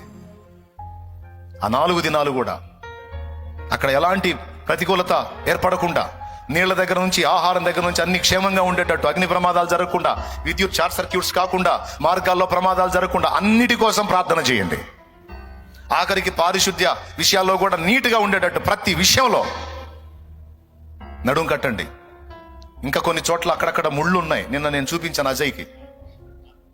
అక్కడక్కడ ఆ పార్కింగ్ ప్లేసుల్లో, అలాగే యెరూషలేం ప్రాంగణంలో, అటుపక్క ప్రాంగణంలో ముళ్ళు ఉన్నాయి, తెల్లదుమ్మ ముళ్ళు ఉన్నాయి. నేను చూడమని చెప్పాను, మీరు సరిగా చూడాలి. ఈరోజు కూటమైన తర్వాత మీరు గ్రౌండ్లోకి వెళ్ళే వాళ్ళు అక్కడికి వెళ్ళి అక్కడ చేయాల్సిన పనులు చేయండి. ఇంకా భోజనశాలకి కొన్ని క్లాతులు కట్టాల్సి ఉంది. ఈరోజు ఆ పని చేయాలా కూటం అయిపోయిన తర్వాత. ఇప్పుడు 2వ కూటాన్ని మీరు పరిచయం చేస్తారు కదా, అయిపోయిన తర్వాత 2వ కూటం అయిపోయిన తర్వాత వెళ్ళిపోదాం గ్రౌండ్లోకి. ఆ మ్యూజియం వర్క్ ఒకటి ఉంది. ఆ మ్యూజియం అంటే ఈసారి ఇంకొక టైప్లో చేసాంలే, అది దాని నిర్మాణం కూడా ఉంది. కాబట్టి మళ్ళీ ఒక్కసారి గ్రౌండ్ మొత్తం తిరిగి, ఈరోజు నేను స్పెషల్గా చెప్తున్నాను, అది నీ బాధ్యత. మనల్ని నమ్మి జనం వస్తారు పాపం. అన్నోళ్ళు శుభ్రం చేస్తుంటారు, అక్కోళ్ళు శుభ్రం చేస్తుంటారు, ఇక్కడ ఏం ఉండలేని అమాయకంగా తిరుగుతూ ఉంటారు. ఒక్క ముళ్ళు గుచ్చుకున్నా మనకి ఇబ్బంది. వచ్చేది దేవుని సంఘం, దేవుని శరీరం. హల్లెలూయా. దేశం నలుదిక్కుల నుండి, దేశం యొక్క నలుదిక్కుల నుండి ఇంకా కొంతమంది ఇతర దేశాల నుంచి కూడా ఈ కూటాలకు రావడానికి సిద్ధమై ఉన్నారు. ఆ విషయం కూడా నా దృష్టిలో ఉంది. కాబట్టి అనేక ప్రాంతాల నుంచి అశేష జనవాహిని వస్తారు కనుక వాళ్ళు సంచరిస్తారు, మనం నీట్గా ఉంచామని అమాయకంగా. కాబట్టి శుభ్రం చేసుకోవాలి మనం అక్కడ. ఈసారికే ఆ ల్యాండ్, మీదటికి అది చాలదు. ఈసారికే అది సరిపోని పరిస్థితి ఉంటుంది. తప్పదు, ఇరుకో బొరుకో తప్పదు. ఈసారికి దేవుడు మళ్ళా స్థలాన్ని విస్తరింపజేయాలి. ఆమేన్, ఆమేన్. ఆ దృష్టిలో పెట్టుకొని ప్రేయర్ చేయండి, సిద్ధపడండి. ఒక్కసారి పైకి లేచి నిలబడండి.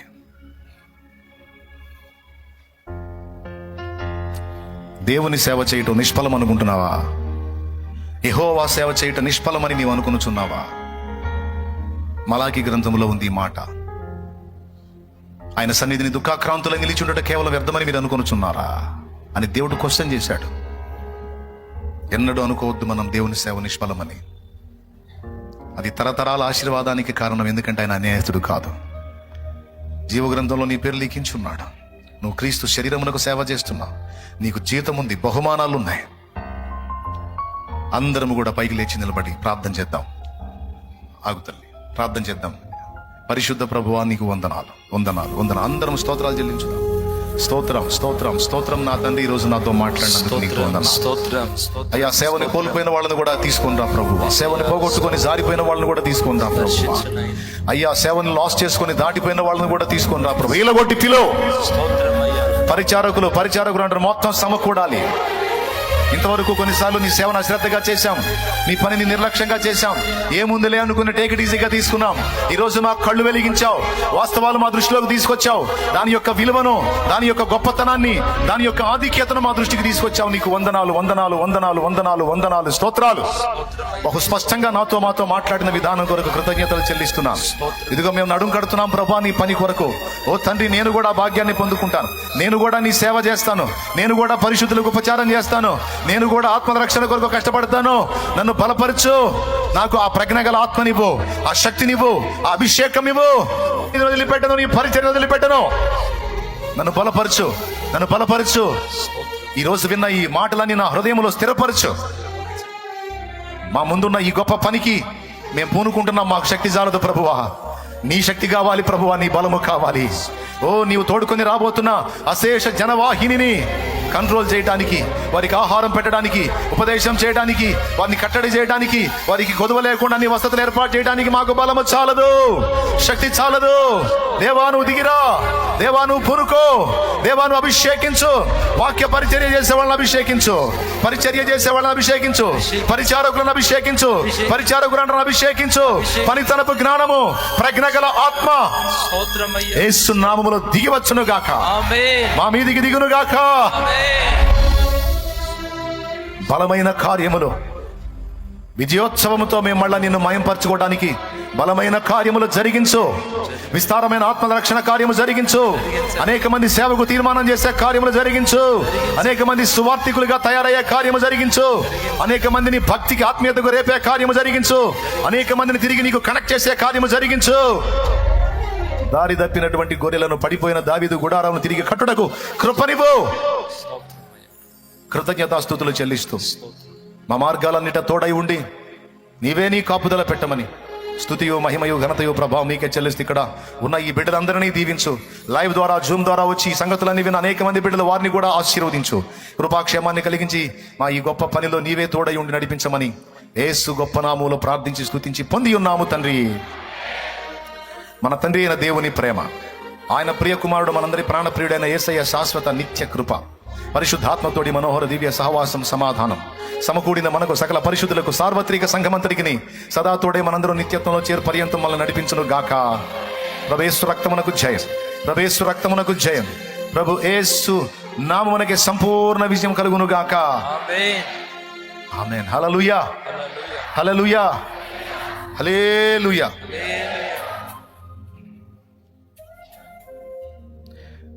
పరిశుద్ధాత్ముని ప్రాపకమొదవెను, ప్రాపకమొదవెను. ఏది పాడండి అందరూ కలిసి.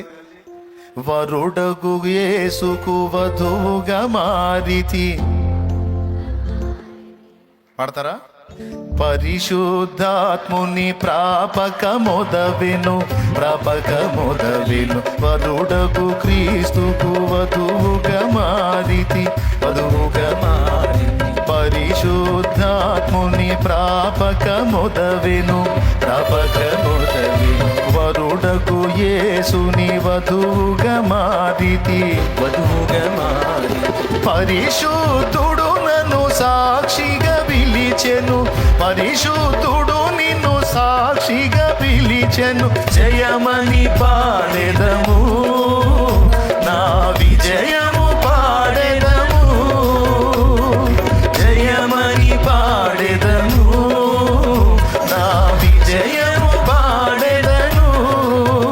జయ హే, జయ హే, జయ హే, జయ హే, జయ జయ దేవసుతా, జయ జయ విజయ సుతా, జయ జయ దేవసుతా, జయ జయ విజయ సుతా.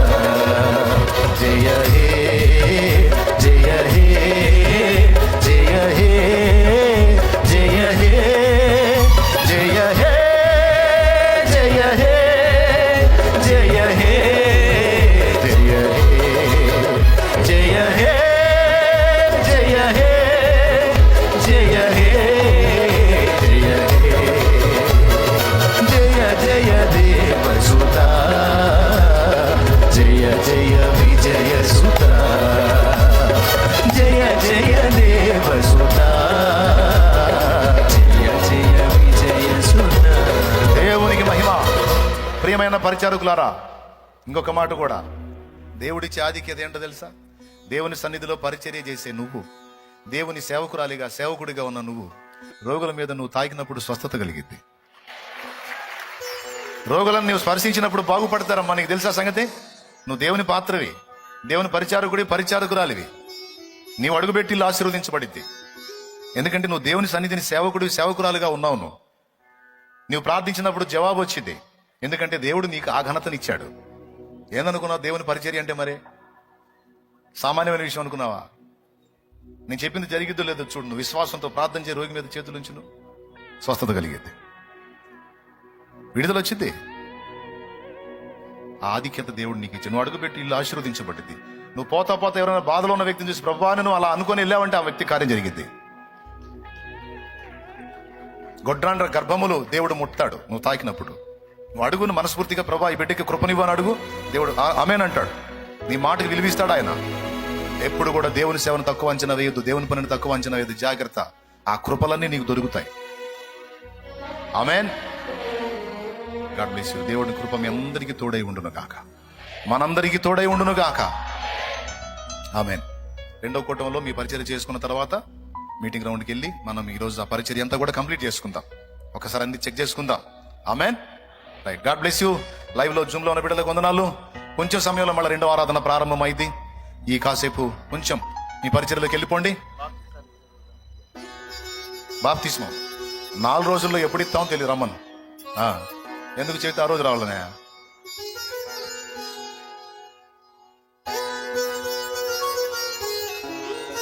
దయచేసి గమనించండి. బుధవారం రోజు పగటి కూటం ఉండదు. బుధవారం రోజు నైట్ అక్కడ కూటం ఉంటుంది. ఆ ఇనాగ్రేషన్ కూటం అక్కడ ఉంటుంది. అర్థమైందా? బుధవారం పగటి కూటం ఉండదు, సాయంత్రం కూటం అక్కడ కలుసుకోవటమే ఆసక్తి కలిగిన వాళ్ళందరూ. రెండవది, మీ తెచ్చుకున్న నూనె కోసం ప్రార్థన చేస్తాను, రోగుల కోసం ప్రార్థన చేస్తాను. కళ్ళు మూసి తలలు వంచండి. పరిశుద్ధుడైన మా తండ్రి, ప్రేమ స్వరూపేగ దేవా, నా ఎదుట నిలిచినటువంటి బిడ్డలందరి కొరకు ప్రార్థన చేస్తున్నాను. నానావిధ సమస్యల చేత, శ్రమల చేత, శోధనల చేత, అప్పుల చేత, బలహీనతల చేత, రోగాల చేత, ఆర్థిక ఇబ్బందుల చేత నలిగిపోతూ నీ పాదాల చెంతకు వచ్చిన నీ బిడ్డలు, కుటుంబ కలతలు నలిగిపోతూ ఇక్కడికి వచ్చారో వారందరికీ నజరేయుడు యేసు నామములో నీ చిత్త ప్రకారం విడుదల కలుగునుగాక. నీ సమాధానం యేసు నామమున బిడ్డలకు లభించుగాక. వారు విశ్వాసంతో తెచ్చిన నూనె నీ శక్తితో నింపు. రోగులైన వారికి అది రాసి ప్రార్థించడం ద్వారా స్వస్థత చేకూర్చు. దయ్యపు శక్తుల ప్రభావము, మాంత్రికుల కట్లు యేసు నామములో నాశనమగునుగాక. ఏ విధమైన ప్రయోగతంతు కూడా బిడ్డల మీద పని చేయకుండా ఆ దుష్టుడి కట్లన్నీ కూడా తెంచివేసి, నీ బిడ్డల మీద వాడు కట్టిన కట్లన్నీ తెంచివేసి బిడ్డలకు విడుదల ప్రసాదించు. రోగులైన వారికి ఆ నూనె రాసి ప్రార్థించినప్పుడు స్వస్థత చేకూర్చు. ఆర్థిక ఇబ్బందులు, అప్పుల బాధలో ఉన్న వారికి విడుదల దయచే, సమృద్ధిని దయచే.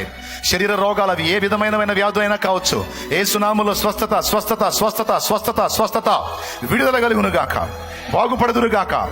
రోగాలు వదిలిపోవునుగాక. బిడ్డల రిపోర్ట్స్ మారిపోవునుగాక. ఇక్కడ ఉన్న బిడ్డలే కదా, లైవ్ ద్వారా అందుబాటులోకి వచ్చిన బిడ్డలతో సహా నీ కృపనిచ్చి సాక్షులుగా నిలబెట్టండి. యేసు నామములో ప్రార్థించి పొంది ఉన్నాం తండ్రి. ప్రభేసు రక్తమునకు జై, ప్రభేసు రక్తమునకు జై. యేసు నామమునకు సంపూర్ణ విజయం కలుగునుగాక. హల్లెలూయా, హల్లెలూయా, హల్లెలూయా. ప్రభు స్తోత్రాలు. మీ అందరికీ హృదయపూర్వక వందనాలు. సెలవు తీసుకుందాం. రెండవ కూటానికి వచ్చినప్పుడు కూర్చోండి.